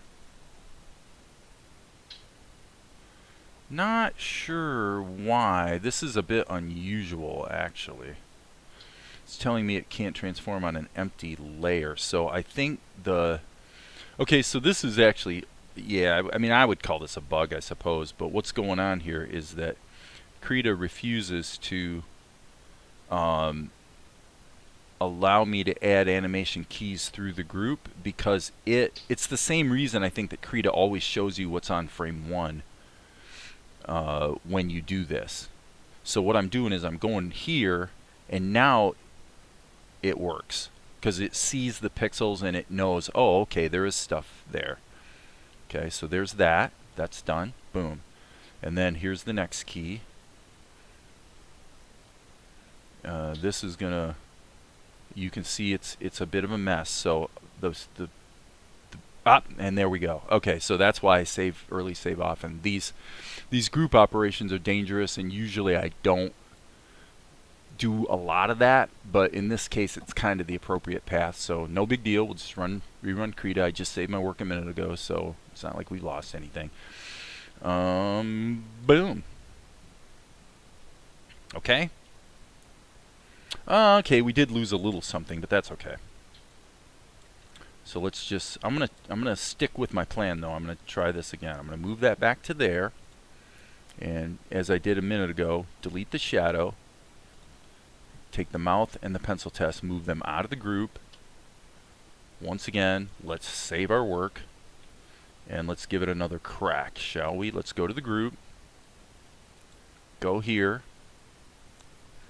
hit the free transform tool, get that up there, and then once again, as stated, I'll hit the enter key to sort of lock that in, and then again, let's save our work. because if it's going to crash, it's going to crash right now. Okay? Now, what I was about to say, actually, before we were so rudely interrupted by the crash, is what I really should do here is just go like this. Once we get this part done, all the animation keys will be able to be done on the individual frames, and so we won't have this problem. But what we want to do here, once again, save early, save often, is take the group. Let's see if it crashes. Ah, it didn't. Good. So we're going to basically crunch down into this, and the risky work is done. Now what we're going to do is take the left arm, anchor it at the shoulder, and splay it out. Take the right arm, anchor it at its shoulder, splay it out, and then go back to the left arm, as usual, save, save, save. Hit the S key, and what I'm going to do now, this is an important step. I'm going to take the forearm and I'm actually going to cut it out and paste it in, because it's going to be animated. The forearm is being animated, so let's call this forearm left. And once again, save, save, save. Okay, so we're in good shape. Now, it would probably be prudent to take the left arm here and solo that layer and see what we've got. Just double check here. So the arm is in there. So what I want to do is hit the G key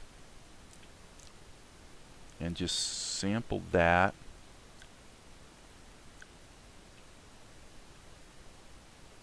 And get some of this color in here. Now unsolo it, and that should be fine. Okay, so the purpose of that was just to clean it up so that things don't disappear when I animate it. Okay, so now, actually, let's solo it again, because I think the next key is going to be wrong. Yes. Okay, so here, kind of the same situation. What I want to do is hit the S key, and I'm going to just take off a little bit off the bottom, and then take out all of that. And then probably what we should do is just continue this shadow down to here like that, and then just clean off that little bit of extra line. Okay, cool. Now, here's the forearm. What we're going to do is, sorry, wrong layer. Grab the forearm, anchor it at right at the corner of the elbow, and bend it up. Then copy this key over to here and move this into position right there. Again, just to be safe, I'm going to anchor it at the elbow, and I think we're in good shape. Okay, the animation of the arm, the forearm, I'm not really going to worry about at the moment. Let's just kind of get things dialed in here. Now that we've got all this in here, and we're not going to be doing group animation keys anymore, all these can be deleted, so that obviously we don't want him there on frame 1. So hopefully that made sense. And now we can just hit the play button, and look at that. Boom, he pops into place. And if you could freeze frame it, you'd say, ooh, that looks a little wacky. That looks wacky too. But it doesn't matter, because it all just goes shoo. Truth of the matter is, what we could do, and I think I will do just because it's going to be fun, is I'm going to grab each of these guys, and I'm going to do a motion blur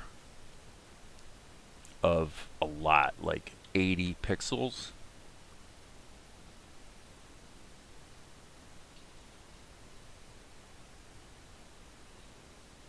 And that actually didn't do anything, because the forearm is I hope you guys know what just happened. The forearm is not actually in this panel. In this cell, the forearm and the upper arm are together. It's only in the next panel that they separate. So, all right, so now if I hit Control F, I can go through each of these. Okay, stop. I wanted to see if that would work. Just to clarify what the heck just happened, if you want to delete or move keys around, you can just click and grab them. I wanted to see if grabbing a cell will also cause a filter to be applied to that layer, and clearly it will not. So if I want to do what I'm trying to do here, I really need to go like this. Select the individual layers like that, and I think, boom, boom. Okay, we're in good shape. Let's save our work. Save early, save often. Anybody got any comments? Doesn't look like it. We've got 2 concurrent viewers. I'm just not popular. No problem. Okay, so he lands here, and let's just watch this for a bit.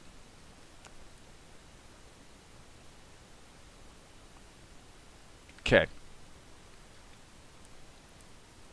So now it's going to be important to see the pencil test, because there's a few things we're going to have to do here. Again, I'm going to worry about the eyebrows a little bit later. I'm going to actually solo this just to make sure there's no... Looks like there's no real change in expressions. So I think I can just... I think I can just smack the eyebrows in his head and I'll be good. So we'll go like this, and kind of sort of use our ink color. Again, we're in the head layer. We want to do it here. B key. And since we're soloing things, he's kind of like that with that eyebrow. And he's kind of like that with that eyebrow. I'll stick with that. Now I do want to correct this little issue, since he's going to be landing on this pose and staying there for the whole shot. So I want to make sure this is pretty darn clean, because the audience is going to definitely have time to see every single flaw. Right. So we'll just clean it up. Cleany, cleany. Okay. Hitting the 5 key and the tilde key to unsolo the layers. Okay, so now what we're going to do is deal with the...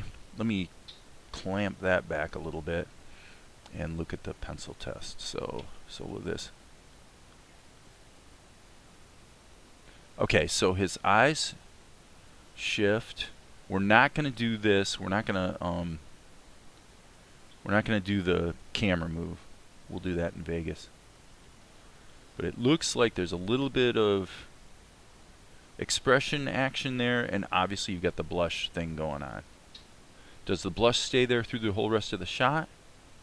It does. So, therefore, let's duplicate that right now in the head layer. Okay, actually, before we do that, we've got it. This is where you really have to think. Okay. I'm going to call this layer EYES. Because truthfully, when we get to this cell right here, what we really should do is get these eyes out of here and put them in their own layer, because they're going to have to dart around a little bit. And since the eyes are on top of the head, we probably will be able to, so we probably want to be a little attentive to that right away. Yes. Let's just clean this up. We got some garbage in here that I didn't really see until I zoomed in super close. Okay. That feels pretty good. Now we can go to the eyes layer, and let's just insert a key here. And I'm going to sample that color. Hit my brush. And he's just kind of staring wistfully into the... Okay, so his eyes shift. Okay, I see what's going on. So he's all the same position here. Let's just hit the play button so that this is all cached into memory. So on this key right here, we need to make his eyes glance back over at monkey. Boom. Yep, like that. So let's go to the eyes layer. Right mouse click. Oops, that's the head. Okay, and then we'll unsolo it. And I'm not going to animate them. I think I'll just redraw them. So let's just insert a key. And we'll get rid of the pencil test because it's making it really hard to see what's going on. But what he's doing is he's glancing back at monkey. And now, when do his eyes go back? So he blushes and then his eyes go back here. But then the blush stays there forever. So I would say, what do we have here in terms of, yeah, he's more staring straight out into space now. So on the eyes layer, I'm going to insert a key. And obviously these are not lined up correctly because the positioning of the eyes is slightly different on this shot. But okay, so that looks good. That looks good. So now let's go to the head layer, and what we're going to do, since it doesn't change throughout the rest of the whole shot, we don't have to worry about putting the blush stuff on a different layer. So what I'm going to do is I'm going to use I'm going to go red, airbrush tool. Let's bring this way down. Turn the opacity way down.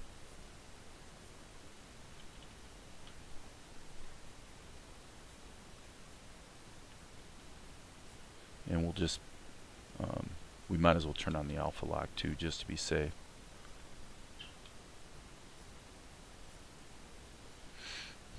There we go. I think that worked. Save early, save often. You know, and the cool thing is, if I made a mistake, and I can always just take this key here, and I can always bring it back over top, and yep, there we go. It's looking good, actually. I'm pretty happy with it. Let's watch the whole darn thing. Whee!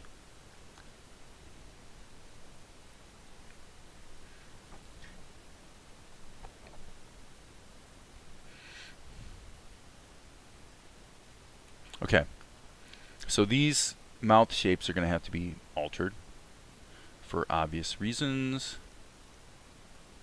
Let's go to the... Actually, I want to solo the head for a second. Okay, I want to make sure there's no mouth on there. Okay, let's look at this layer. Okay, so we've actually got two mouths, which is obviously stupid. So on the mouth layer, let's just fix this thusly. Let's select it, hit the A key to kind of whip this down more to its proper size. Boom. Same thing here.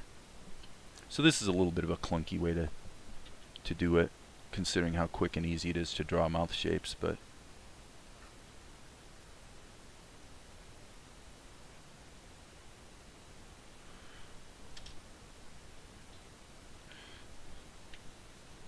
it is what it is. And better look at the pencil test, because I think it seems to me, well, okay.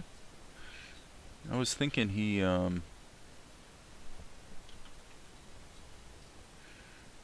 was thinking there'd be a final mouth shape, but there's not, so that means we need to put it in there. Okay, and by the way, there's one key thing here that's kind of important. Okay, yeah, good. I was not dumb. I did it as a sequence, which is generally well advised. So now what I need to do, therefore, is let's go to the mouth, hit the animate tool, and see if we can just kind of do that. Okay, flip it. That's probably a little too... Yep, always flip it. Okay, file, save. Unselect everything. And now, the question becomes, what about the splaying out. Okay, so at the end of the shot, he kind of leans into it. So here, what I want to do actually is I'm just going to study this for half a second. Oops, hit the wrong key. I want to just study this and look at what I did. So I essentially took the top part of his body and just leaned into it, and I kind of felt like I was going to be able to get away with that because of the cropped shot. So the idea was that I'm kind of getting away with something here, because by the time we get to this close shot, we're not going to be seeing his elbows. So we don't really have that benefit anymore. So therefore, I'm going to turn the pencil test off, unsolo the layer. Just trying to be really careful here about what I'm doing so I'm not making any goofy mistakes.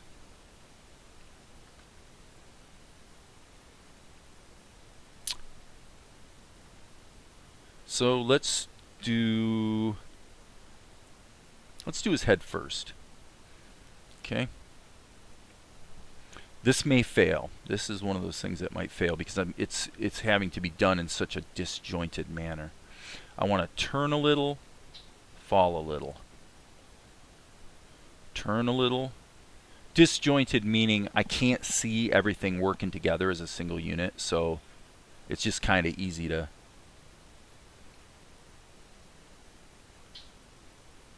I have to really visualize it all in my mind. Okay, that's not too horrible. Obviously the eyes, what I should do is in the eyes layer, right mouse click there and hit escape. I'm just going to insert a key so the eyes aren't there distracting me. Okay. Body. Well, again, 4 keys. So what we're going to do is go from here. Yeah.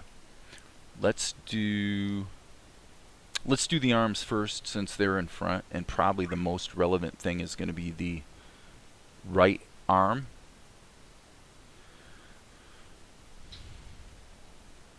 Okay, yeah.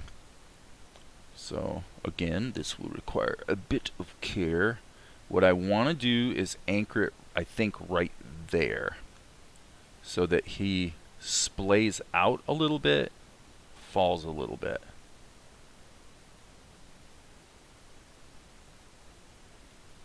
Let's just do that. Splays out a little bit, falls a little bit. And then what we'll do is we'll compensate with the hand, the forearm and the hand. Because obviously his hand's in the wrong position. But that's okay. I think we can make this work. It is definitely predicated quite a bit on the idea that this shot, once we get to this point, we are going to be cropped in like this. If we go to actual size on the screen, yeah, it's going to be cropped in quite a bit. Which, again, may fail, but we'll try. Okay, so now how do we make this work? Well,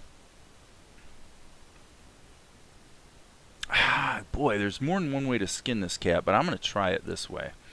This is probably not going to work. I'm going to see if I can liquefy it and get away with murder here. This is going to require some luck. This is going to require some luck. It's probably not going to work.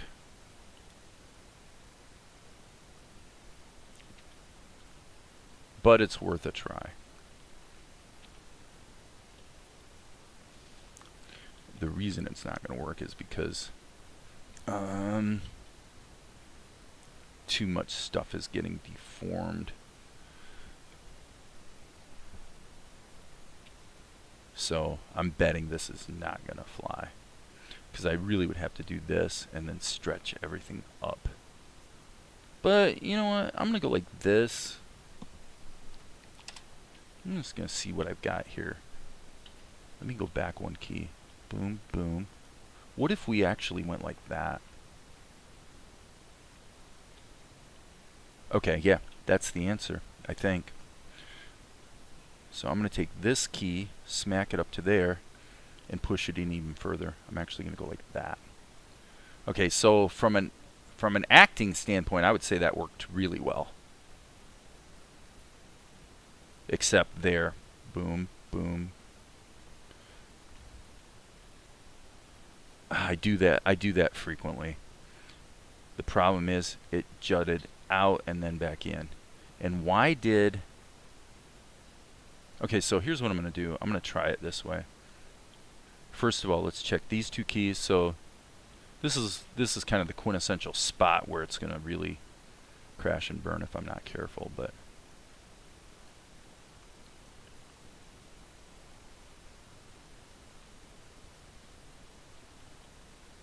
see, because I don't like the way it...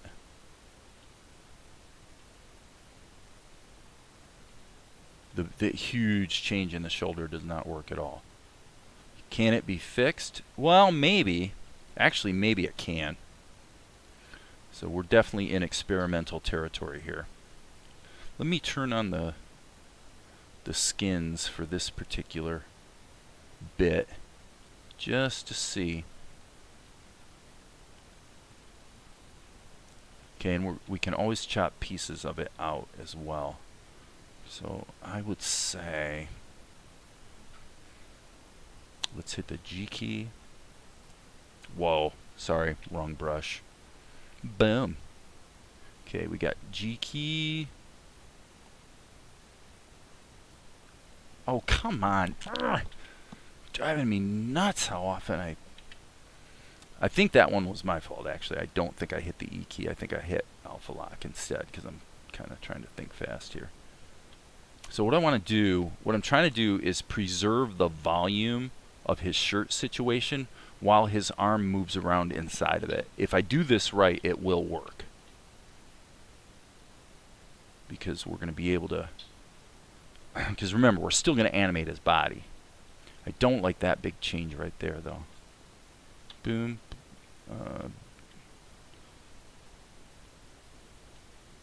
Yeah, that right there doesn't quite work.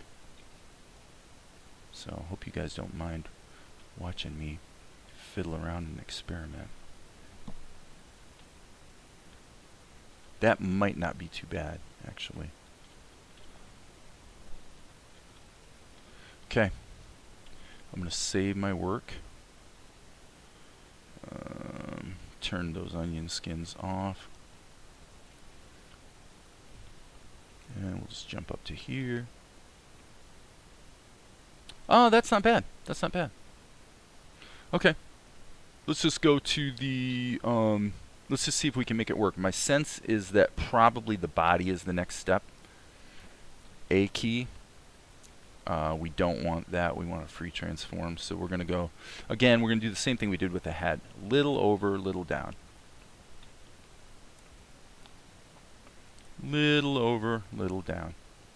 And we may find that we need to actually scrunch his shoulders up a bit. We'll see. Little up, little over, little down.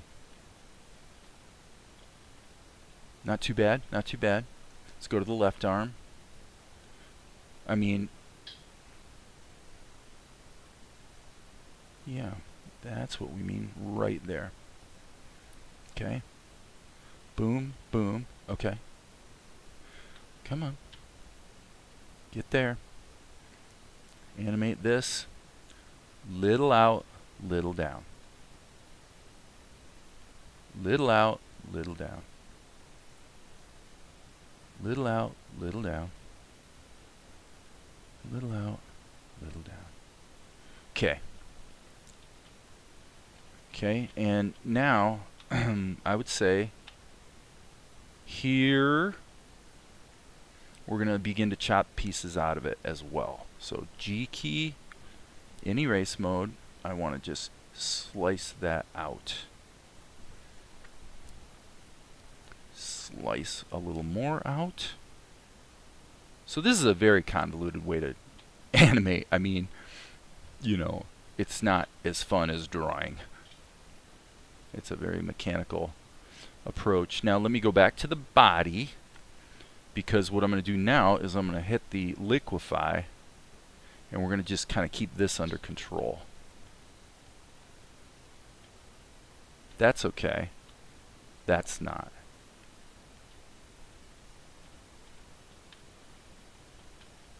The only thing that's objectionable, probably.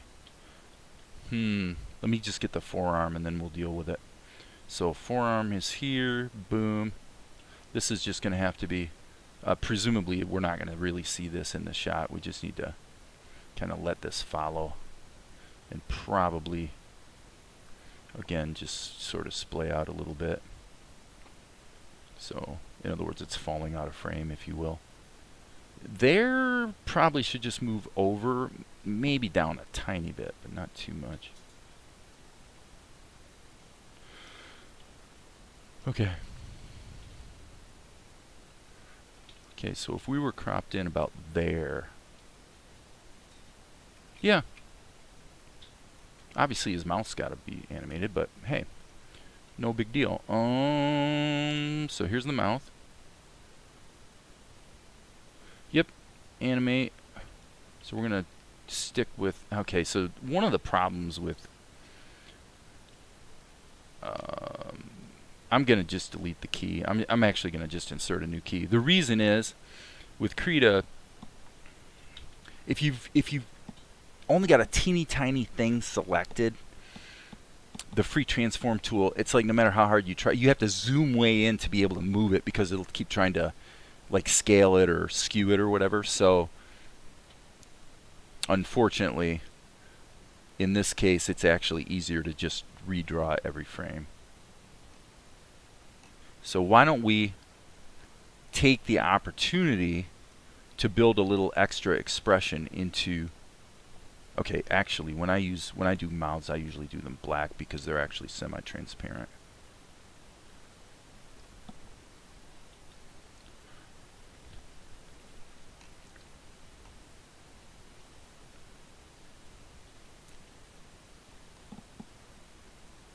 I'm toying around with an idea here that I'm going to see if it works. The problem is I don't really know quite how to draw. I've never done this particular type of expression. So I'm trying to have him go. So I'm just going to do it as kind of an experiment, and if it doesn't quite fly, we'll just leave it be, I would say. Yeah, that definitely did not work. That's okay. Let's just get rid of these for now. I may come back to that as a potential idea, but I would say let's just get rid of these keys and redo them. Boom, boom, and then insert.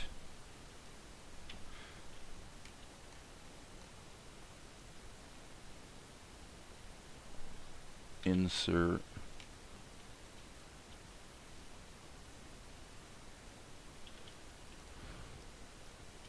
Okay, I think we're happening. Yep. Okay, so now if we didn't crop in, let me go back to the beginning. Let's just watch this thing. Somebody's always got it worse than me. Like that girl.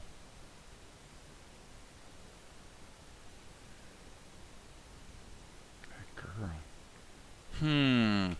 Not horrible, not horrible. Let's see, there's the eye layer. Guess we better put the eyes back in, huh? Let's go in close like this. And I'll just do one eye at a time. So I'm just gonna insert keys here so I can toggle between them. And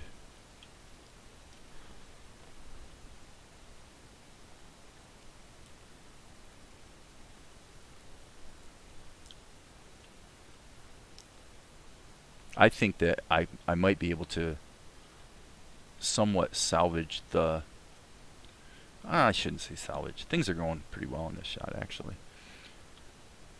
I may be able to bump up the quality of the shot a little bit, thusly, by taking the eyes here, putting that there, and actually just on this key, hitting G.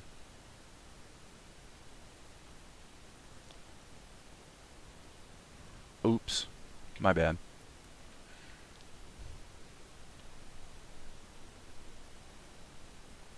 I guess that makes sense. It's because the eyes are baked into the head. So what we need to do is actually just insert a key here to get rid of them completely. Go to the head and do it here. Don't know if this will work, but I think it will. Just a blink, I think, would help sell his wistful attitude. So hit the B key, kind of darken those guys in a bit, and maybe just a little indication of the eyelids. Now, obviously, this is only on the screen for one frame, so we kind of have a bit of latitude on the how tight and clean it is. That looks pretty good. But does it work? Okay, and then actually, obviously, we need to take and copy this to here. Yeah, actually, I think that works really well. Okay, 120, we're really pushing the envelope here. Doing 120 frames. Meaning that the end of the shot is mighty close to the end of the render zone, so I think I'm going to have to add a few frames. That, you know, it looks pretty good. I mean, I'm actually liking the acting. There's one thing I want to fix, though. There's one more thing to do, and then other than the background, the shot's done. So I think what we can do is cut it into the show, see how it's playing. And so what we're going to do is the left forearm. This is what we're going to do. We're going to go here,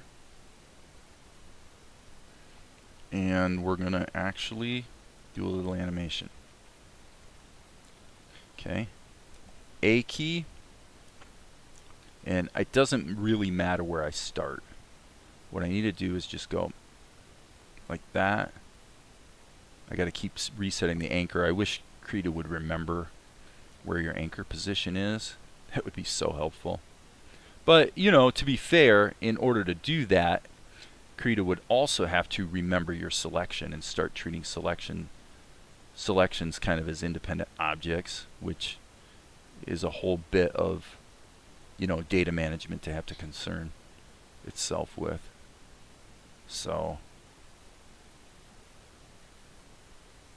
there is that to consider. But this is pretty much what I had in mind. Whoops. There's always somebody who's got it worse than me. Like that girl. Boom. I think I want to have just one more here. Maybe, we'll ease into it, but maybe a little quicker. And then I should think he would just stop dead. No, actually no. I think that we'll put that there and then give it one more. We'll call that a slow out, and we'll just do a little kiss there. Yep, that's what we're doing. That's what we're doing. Boom. So this shot only works at the end because of the presumption that we're going to crop this in quite a bit. So save that. All right, so let's deal with the background. We'll deal with the background, and then we are going to be pretty much done. Okay, the background is going to be a two-tiered background. I'm going to get rid of the pencil test now. The mouth can actually be in the group. So let's put the mouth on top of the group. We don't really need shadows, although one could argue that a shadow layer, I'm going to do it. I'm going to put in an overall shadow layer. Let's alpha lock it. I'm not putting in an animation key.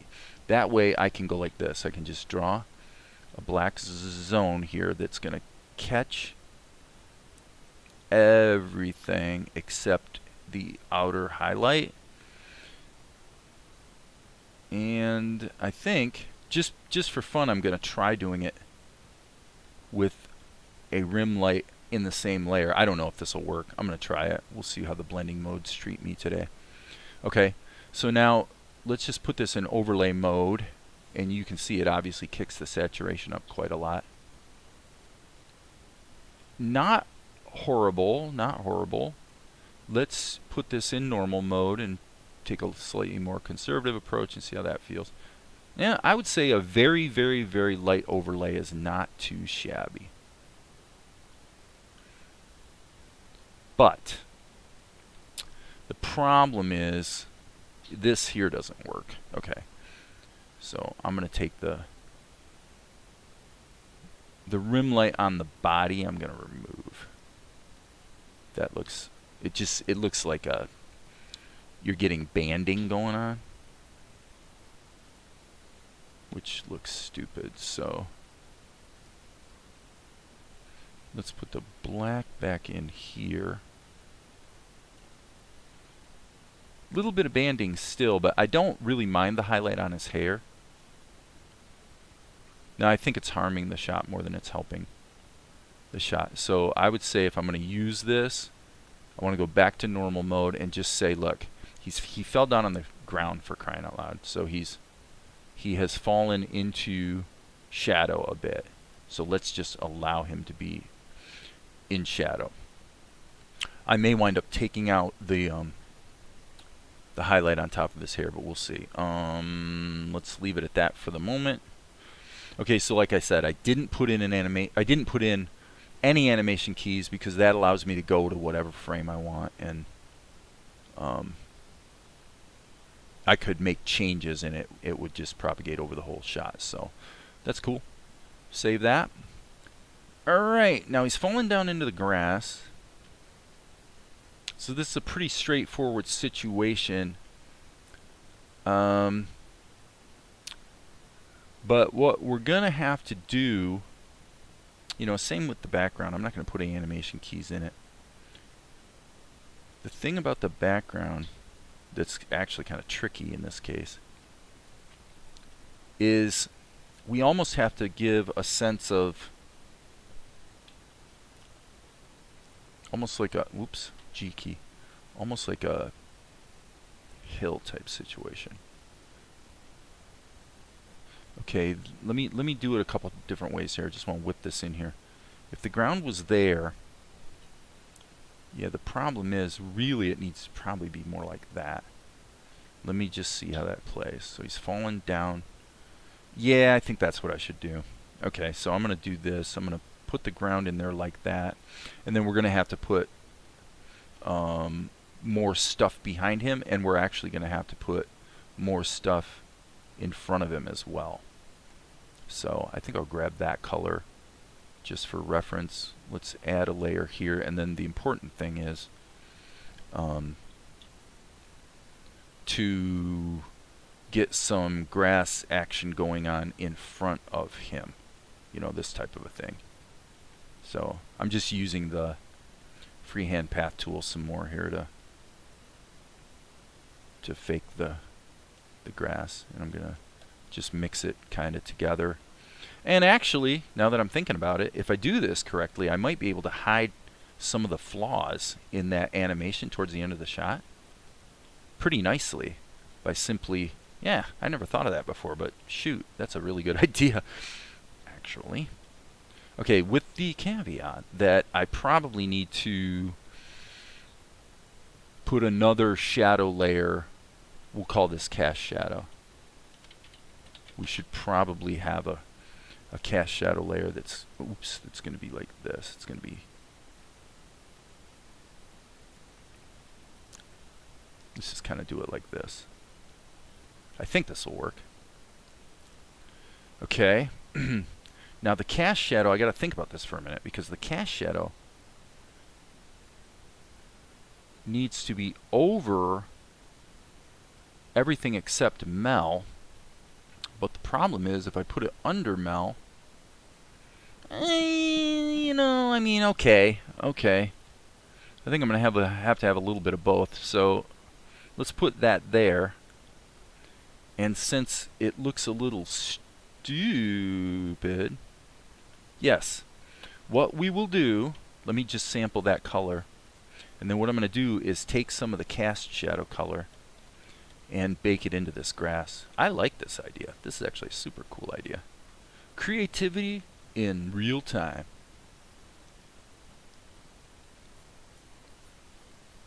Creativity in real time.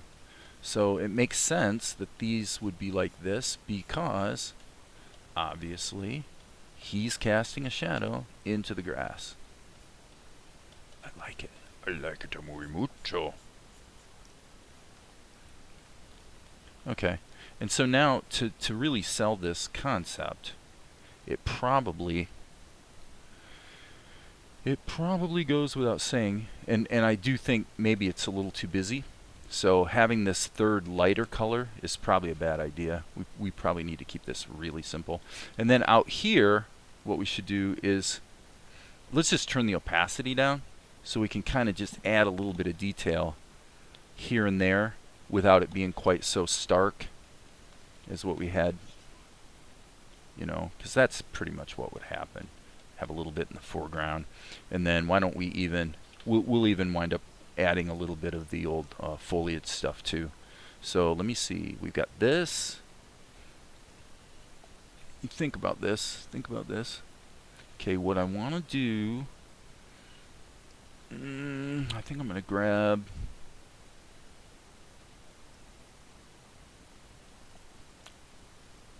I'm not great at backgrounds and all that goes with them, so I'm feeling like what I want is just sort of a zone of sort of earth, if you will. And then I'll just go into behind mode and see if I can pull this off. Okay, so I'm in behind mode. I'm going to want to go a little darker. Okay, so I'm just going to say let's put in some tree action here. We'll touch this up with the foliage brush for sure. But some of it's going to be real vague.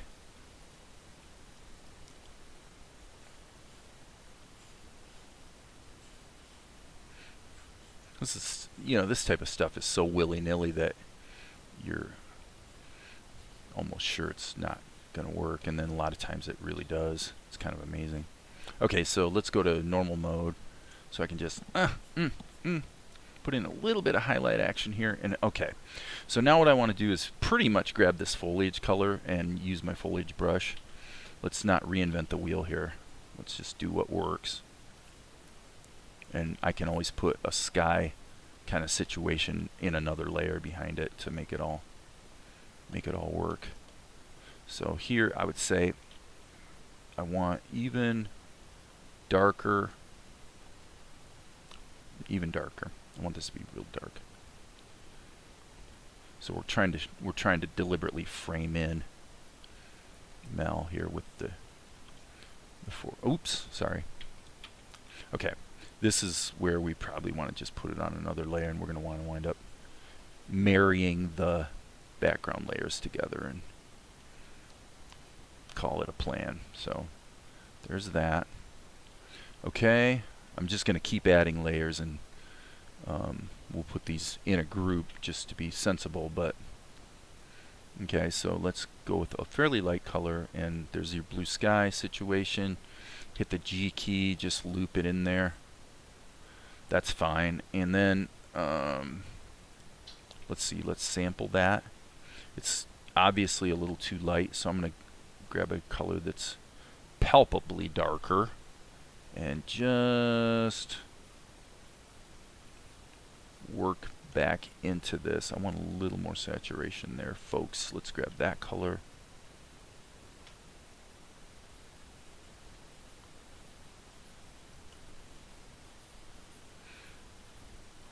I don't know. I think I might want to make an exception in this case and actually bring up.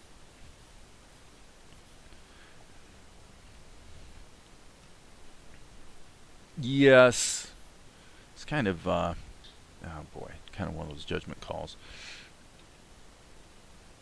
Let's grab this brush. Go slightly darker. And then, oops.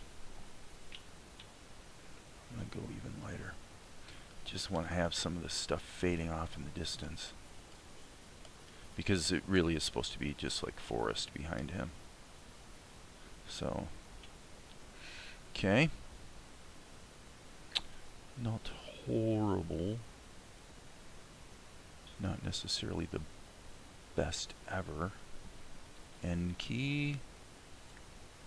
Okay, now I'm going to go to my pencil and just start looking at what we can do to give a little texture. This is very much very impressionistic, yes, very impressionistic indeed.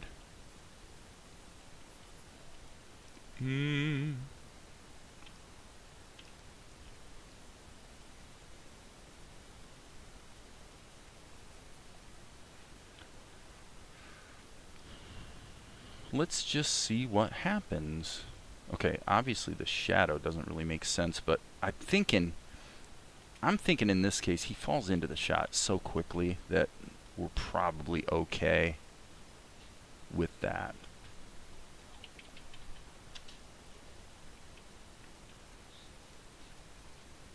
So we can jump forward here so I can see better what I'm doing.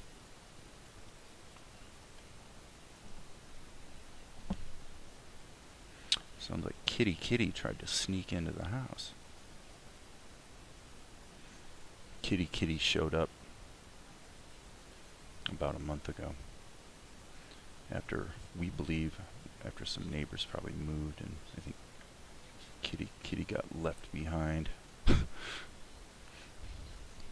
So, being the merciful folks that we are, we started giving Kitty some food, and well, now Kitty is our Kitty. You know how that goes. You know how that goes. So this stuff that is light green, I sort of conscientiously want to go in and play it down a little bit so that we really only got mostly 2 shades, not 3. I don't want it to be too noisy with too much variety, because that's a bit hard to do here since there's a lot of little specks of it, but I'm just thinking we want to not get too far away from keeping it cartoony. So, and we'll add a little bit of noise. Actually, yeah, that's fine.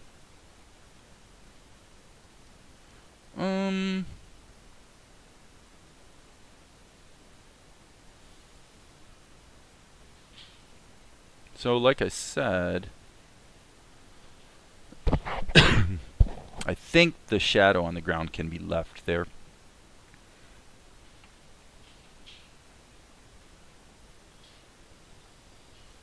Let's give it a crack. File, save. I'm going to actually render this baby out, and I think it's already cut into the show. This is shot number 308. Let me take this up where I can see it better. 308. 308. Is that right? That is right. Okay, so we're going to render that. We're going to jump up to Vegas. Yeah, we're jumping to Vegas, baby. There's the shot as it was before. Okay. So that's the first shot we did today, and obviously we've got a massive problem, because clearly this did not render correctly.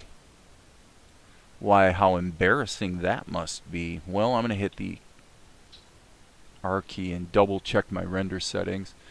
There's probably, you know, the settings are correct, so that tells me, oh, I see what the problem is. What do we got, 120 frames? Yep, for whatever reason, I only rendered the first frame. Like a silly goose. So let's jump back here and see what happens in terms of the flow. Boom. You know, I mean, does anyone want to weigh in and disagree? I think that, you know, we are cheating a few things here as far as the transition, you know, but I think the way he falls into the grass, I think is working, and I don't think we need to worry about the fact that the shadow's kind of already there before he is. Frankly, this is not, I mean, from a staging standpoint, I don't know that it's the greatest idea I've ever had, but I think the execution's pretty good. It came out nice. The scene, the shot has a lot of character to it. Now, this is the thing. What we were going to do, I'm saying thing like Valerie says it. She's from Washington, and she says thing. She's got a little bit of an accent. It's not like a southern accent, but it's definitely an accent. Boom. I'm going to split it here, jump in here, and crop it.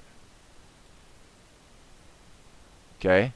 That was my concept, and by doing that, I'm trying to hide the transition. Maybe a little looser.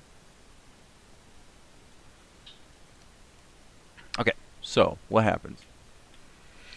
Oh, let's just back up a bit.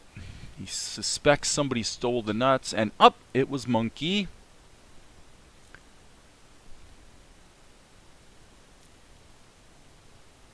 You need a quick lower body frame when he hits the ground. Okay. We'll come back to that here shortly. Quick lower body frame. Are you talking about the shadow? Oh, I see what you're saying. I see what you're saying. I know exactly what you mean. Okay, you're saying right there we need to see the rest of his body. Yeah, okay. I'll buy that. That's going to be interesting to do. Okay, let's do it, man. Let's rock and roll, dude. Let's be bold. Let's be bold. Okay, so what we'll do is we'll do it in the body layer. So he's coming in here, and then he lands. So it's really literally just this one frame. And what would that look like? Well, I'll tell you what that would look like. That would look like this. Am I right? Yeah, show his legs. Okay, yeah, that's what I thought you meant. Okay, so what I'm going to do is I'm going to take the G key, and I'm going to go like this. And I'm going to add a slight bit of highlight. So we'll pretend that this would be where the oh, come on. Okay, so I see that's under the shadows. That's okay. All right, and then a little bit of the garment color, because his garment is, unfortunately for Mel, a bit of a skirt, basically. Okay, and in his case, we'll go like that just to indicate a little bit of his feet situation, and then we will take this blur brush, B key, and we're just gonna kind of match the motion blur that we did on the other stuff, like so. Okay? Okay, and then maybe one could argue that perhaps driving home a little bit more of the flesh tone and or even the body shape or color would be not the worst thing in the world. So I think that'll actually do what you were looking for. So thank you, Jim, for that suggestion. I think that was a good idea.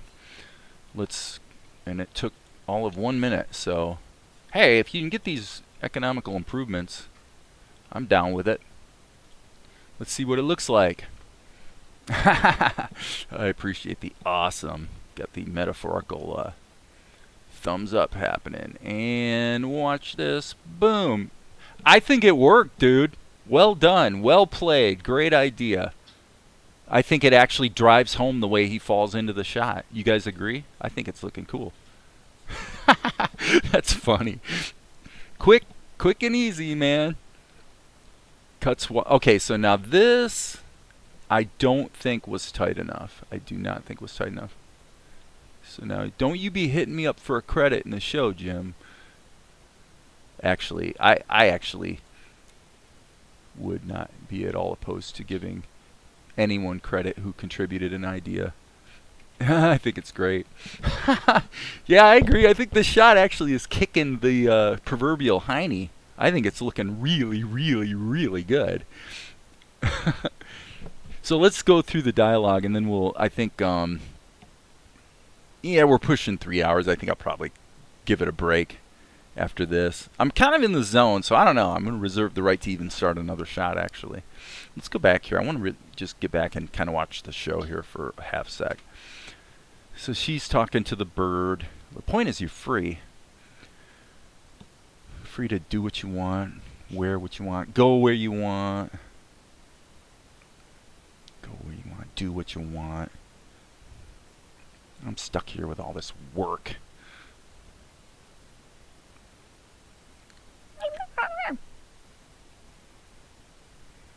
Yeah, I guess you're right. I can't remember what his line is. Hey, at least we got food to eat. Wait a second.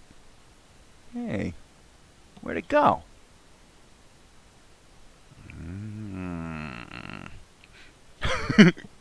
I'm liking it. I'm liking the way things are feeling today. I guess there's always somebody who's got it worse than me. Like that girl.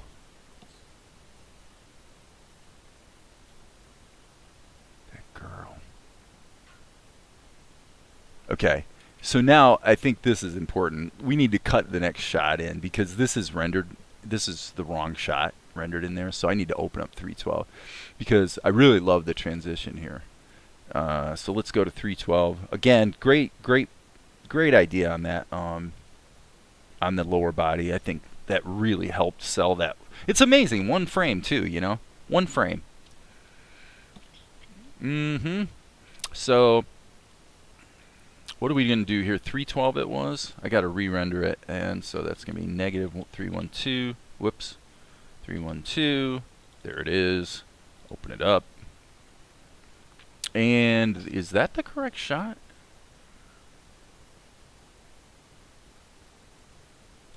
Wait a second. Oh, I guess this was a pencil test. Oh, my bad. Okay, I'm going to go ahead and cut it in anyway. Render this. Let me see. She's going to be...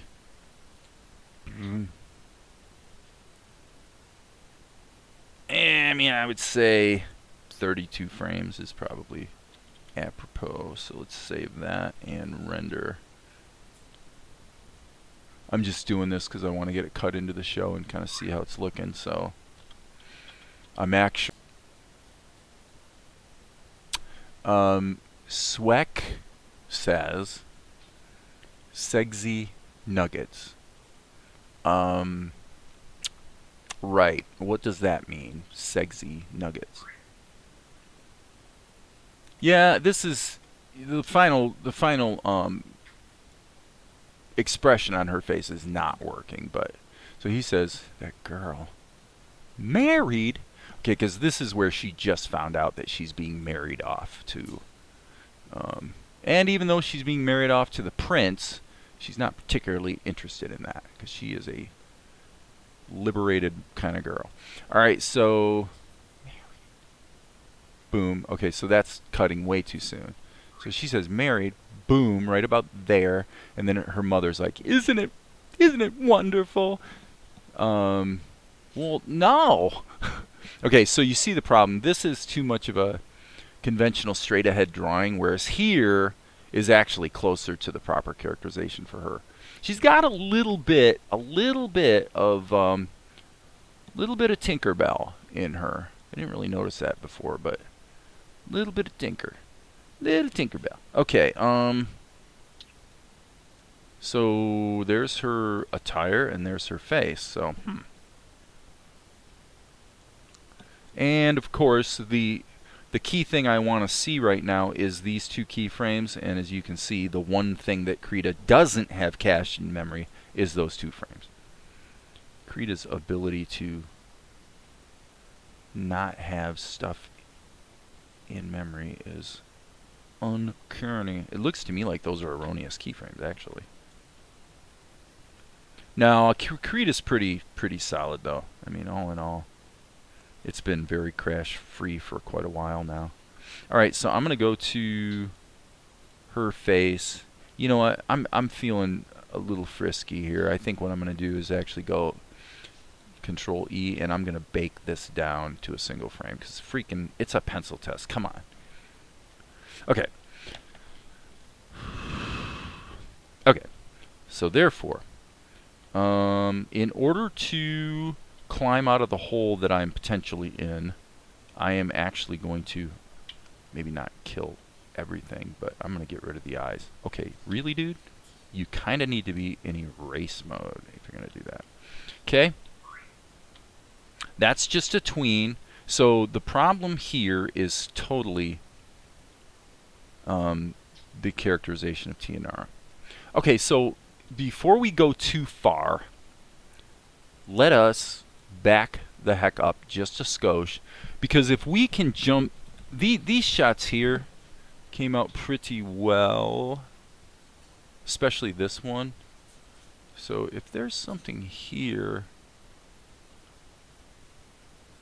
that's a gorgeous shot. Man, I really like the way she looks in that shot. Okay, so I can see, I'm going to just leave that up on the screen. I think what we have going on here that's slightly egregious, I'm going to get rid of this as well.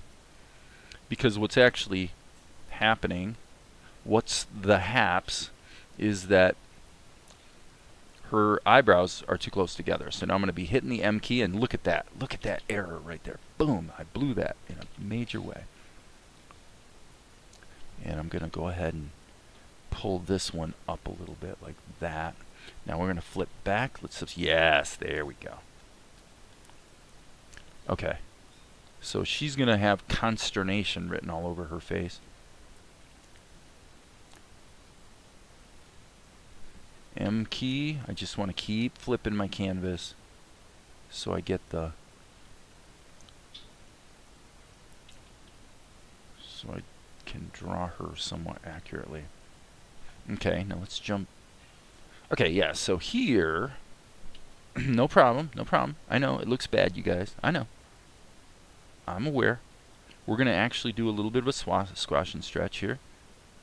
And then this shot, her expression isn't horrible, but it's not right.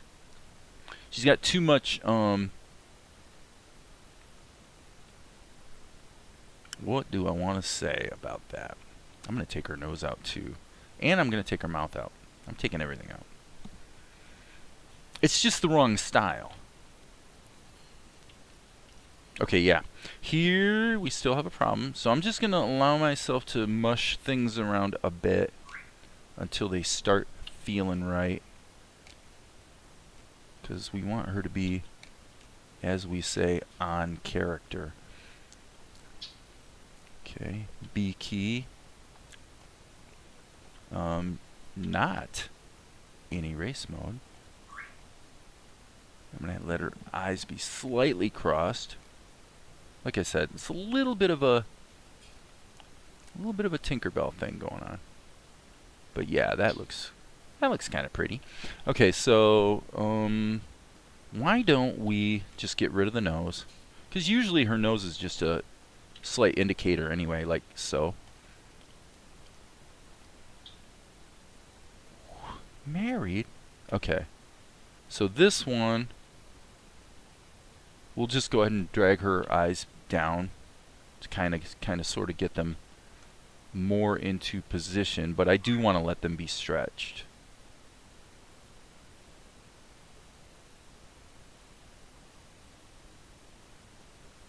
I would say here, I'm going to move them down a little bit and see what I like, see what I think of it. Yes, she's looking a little too old. Yep, there we go. There we go.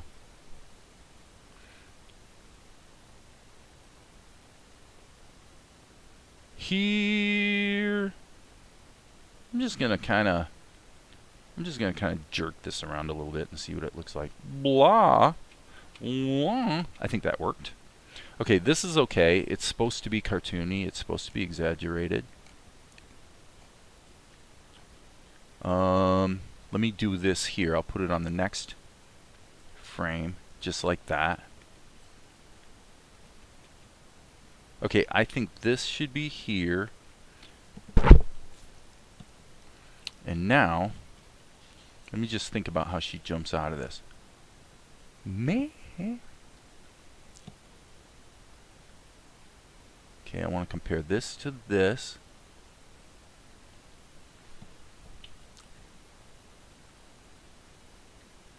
This is one of those things that's not... Yeah, I might wind up redoing the whole thing, actually. Again, it's not horrible, but I feel like I'm too locked in with this shot. So you know what I'm going to do? I'm going to actually just delete this keyframe. Control-Shift-X. I'm just going to get rid of that keyframe and insert a new one. I really need to just get back to drawing here. Okay, so with that in mind, let's hit the B key. And it might backfire, but we'll give it a shot. Right?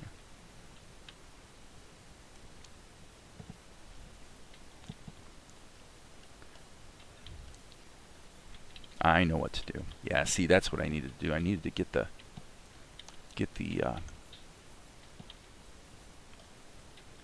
the previous drawings. You know, it was making me feel a little locked in.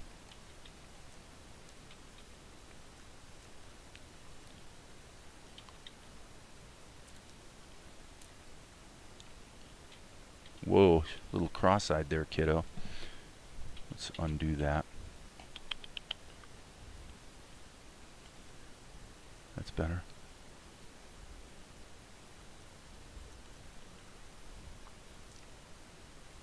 That's looking more like TNR. I'm pretty sure we're in far better stead now that I've redrawn the frame. So I'm going to allow her to kind of have this reaction situation, which I think looks better. All right, need to zoom out a little bit. But yeah, this is something I just kind of realized about her. Is she does have a little bit of this characteristic to her characterization that reminds me of Tinkerbell. Not very much. It's mostly just in the eyes. She's got a little bit of those Tinkerbell eyes, which you saw a lot in that era, actually, of Disney. You know, in Pinocchio, for example, which I actually started watching the other day, and I got to tell you, that movie, technically it's gorgeous, but boy does it move slowly. Really, really slowly. Okay. So I don't mind drifting into the sort of... I have to be careful how I say this because it makes me sound like I'm comparing myself to the old classic Disney animators. But when I allow myself to just draw these loose keyframes, you know, to me I'm sort of drifting back into the sort of traditional Disney type approach. But of course, with the caveat that we're operating at 8 frames a second. Now I want to say, by the way, on this particular shot, this needs to be a little smaller. And perhaps one of the great lines, actually when I just started to say that, it made me think one of the great lines in all of cartoons to me is when the Blue Fairy says to Pinocchio, "Perhaps you haven't been completely truthful," and Jiminy Cricket looks straight into the screen and says, "Perhaps?" Like, yeah, you're not kidding, Blue Fairy.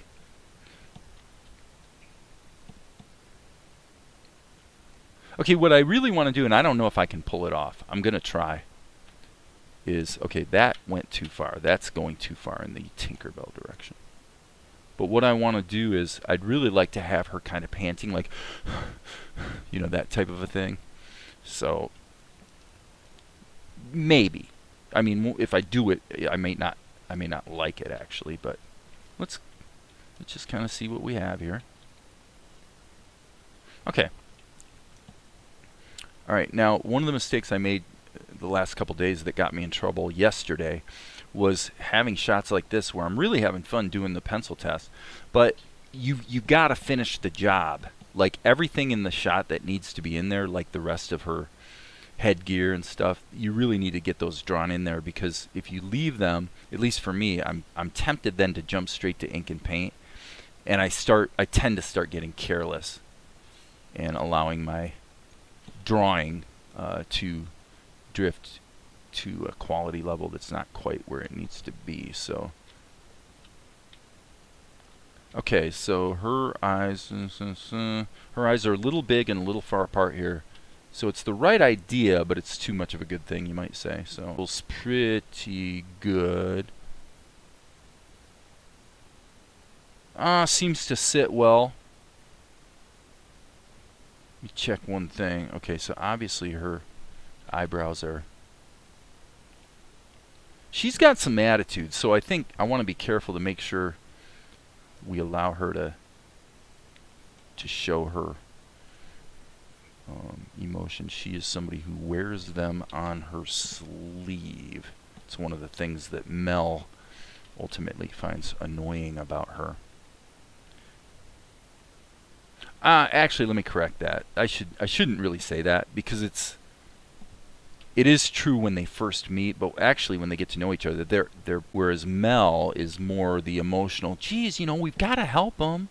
You know, the character that wants to help the victim that turns out later to have actually been the villain, you know, that type of thing. But because he cares about people, you know, he tends to think before, or act before he thinks. So that's one of the key contrasts between these two when they get thrown together in their adventures, which of course doesn't happen for quite a long time.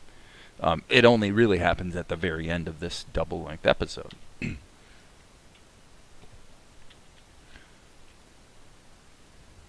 Married. Okay, so this is bad, but that's okay. I'm going to actually put this here and do a little flippy poo just to see if I can get away with it. I'm going to see if I can get away with it. I'm going to hit the A key, mirror horizontal, and go like this, and just see what we have here. Yeah, actually that's not too bad. Obviously we've got to connect our lines up a little better, but let's just hit the G key. Keeping the spirit of what got me started on this in the first place, I'm just going to delete everything that's not working and redraw it.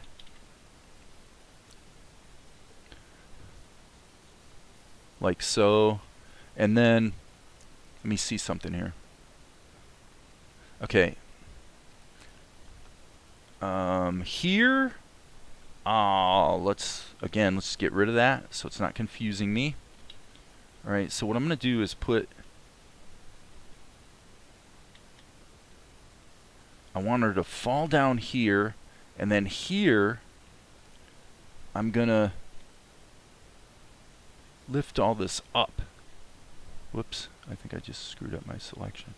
Alright, so I'm going to go A.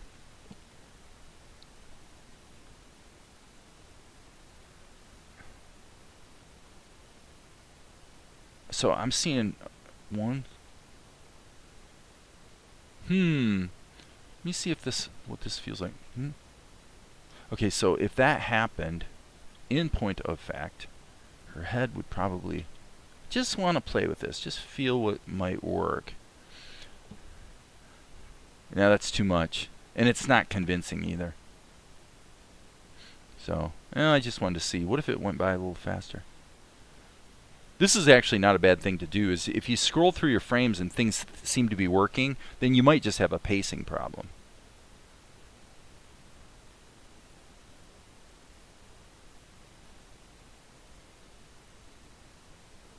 I don't think that the characterization here is correct, so those of you who are thinking that, I'm kind of aware of it. And really, frankly, the first frame needs some work too. I like the characterization here the best, so I'm going to keep sticking with that. But I want to get this figured out. I think that the key is she would blow out. And I think that's the blowout frame. So just thinking about what a person would do.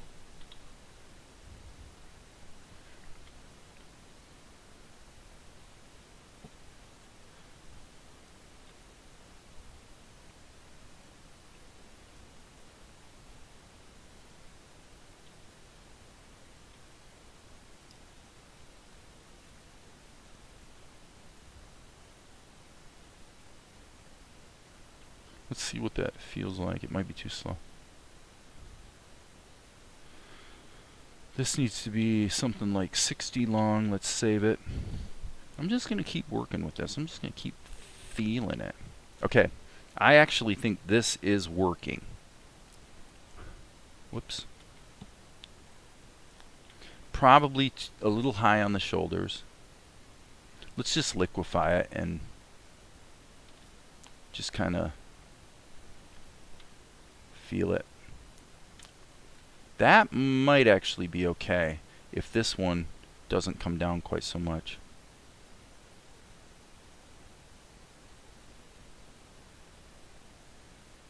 Okay, and if she went over like that, what I'm seeing here is boom, boom. She's okay, and yeah, and by the way, if this really happened, this is what you'd have. You'd have this, and then you'd have this, and you would have a kind of somewhat impassioned blink.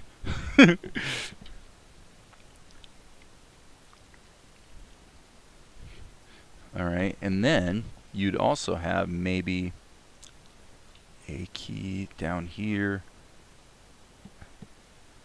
Okay, I think this is actually working, folks. The characterization early in the shot is not. She's a little off character.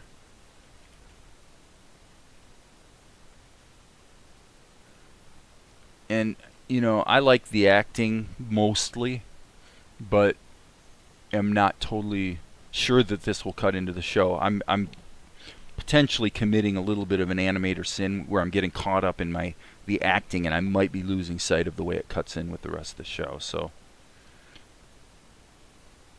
but what I think I'd like to do is take this shot, probably this one. I'm just going to throw this one back here. I'm just going to be bold here.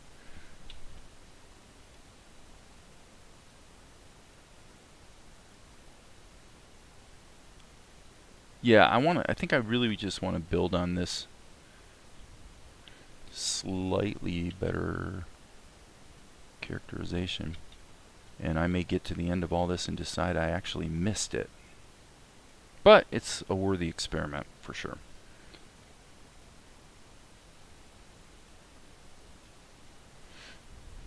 We'll just see how these things time out. If we're here. Yeah. Okay, so this is actually I'm going to redraw it. I'm going to keep doing what I'm doing because I seem to be in the groove.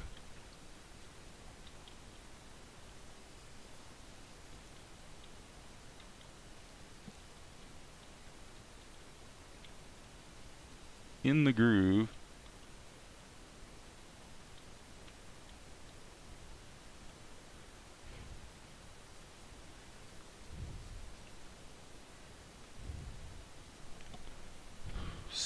No, nothing going on in the chat, so darn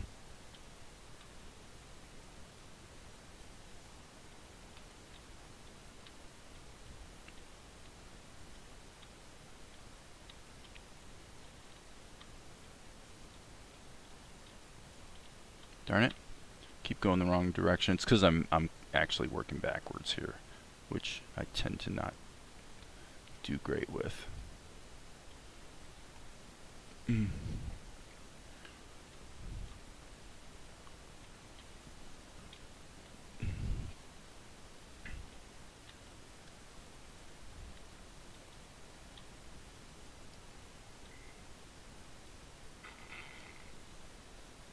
I'm going to go ahead and make this ridiculous just to see if it works. It might work. Married. You know, it isn't perfect, but it's actually kind of coming together. I'm feeling it. Her reaction on this line is pretty important. Now I'm gonna take this whole thing and mush it back here so that I can, just so it's easier to look at the whole shot. Okay, what if we took this, moved it forward one sequence, one little spot, and then let's just make some modifications to this one. Maybe bring back a little bit of her normal eye shape, and then let's take this, erase it, and we're going to change it to this, and her teeth are going to come in when she says married. Married? Okay. Alright, and because it's a gag, it's kind of a gag frame. We will, and there might be a tween in there. There might be a tween in there.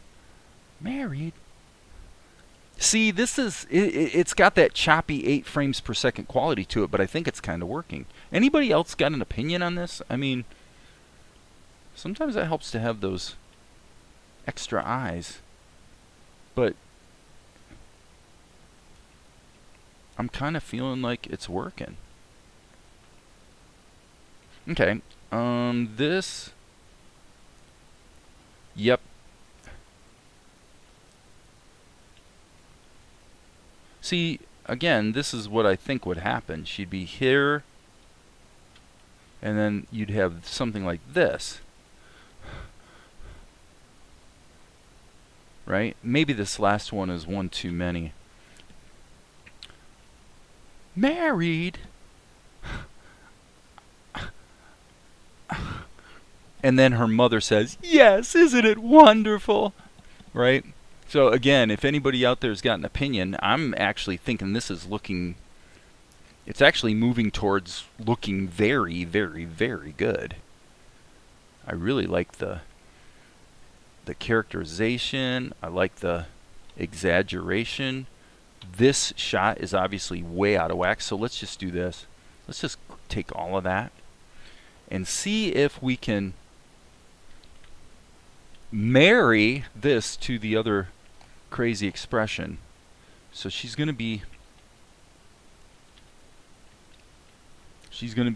very much looking down, but her eyes are going to be starting to go wide. So I'll hit the M key so I can flip the canvas and just see how badly I've fouled up my balance.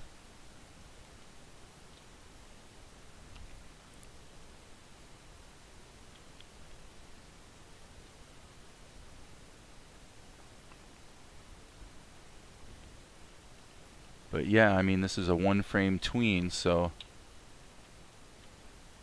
Okay, little correction. I'm thinking her eyes actually need to be smaller, not larger. Let me see. Oh, this is fun stuff. Yes. I want to see this.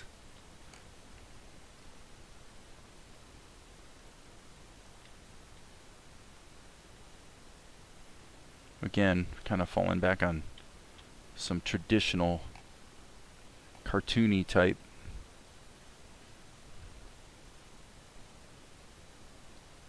rendering.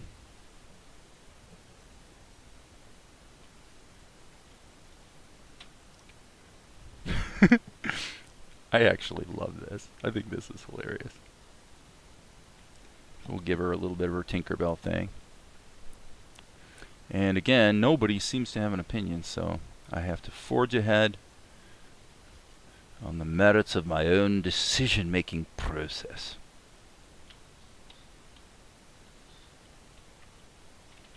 Check this out, Val. I just redid this shot where TNR... Okay, so up here, you've got... Okay, so this is the shot just done. So we're really bouncing back and forth between Mel and TNR. So he's like, yeah, that girl. A little embarrassed because Monkey's there. That girl. And then it cuts to this. Okay, so now that's obviously wrong, but this is how I kind of redid it. Jump back down to here. She says, married.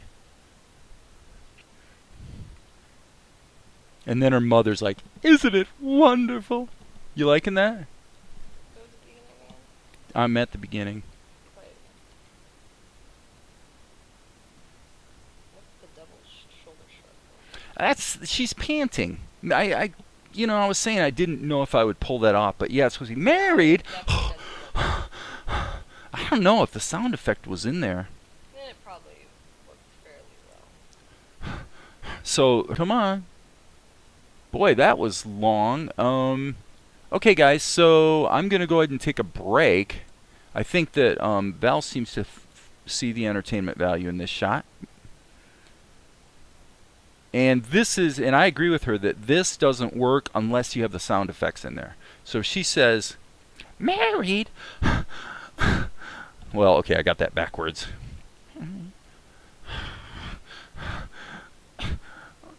You know, she's kind of doing that sort of thing. Yeah, I'm thinking it's working. But anyway, it's been 3¼ hours, so I'm going to say enough is enough for the moment, to quote Joe Biden. And take a break. Might come back in a little while. We'll see. But anyway, so you guys have a good day, and as you know, there will be more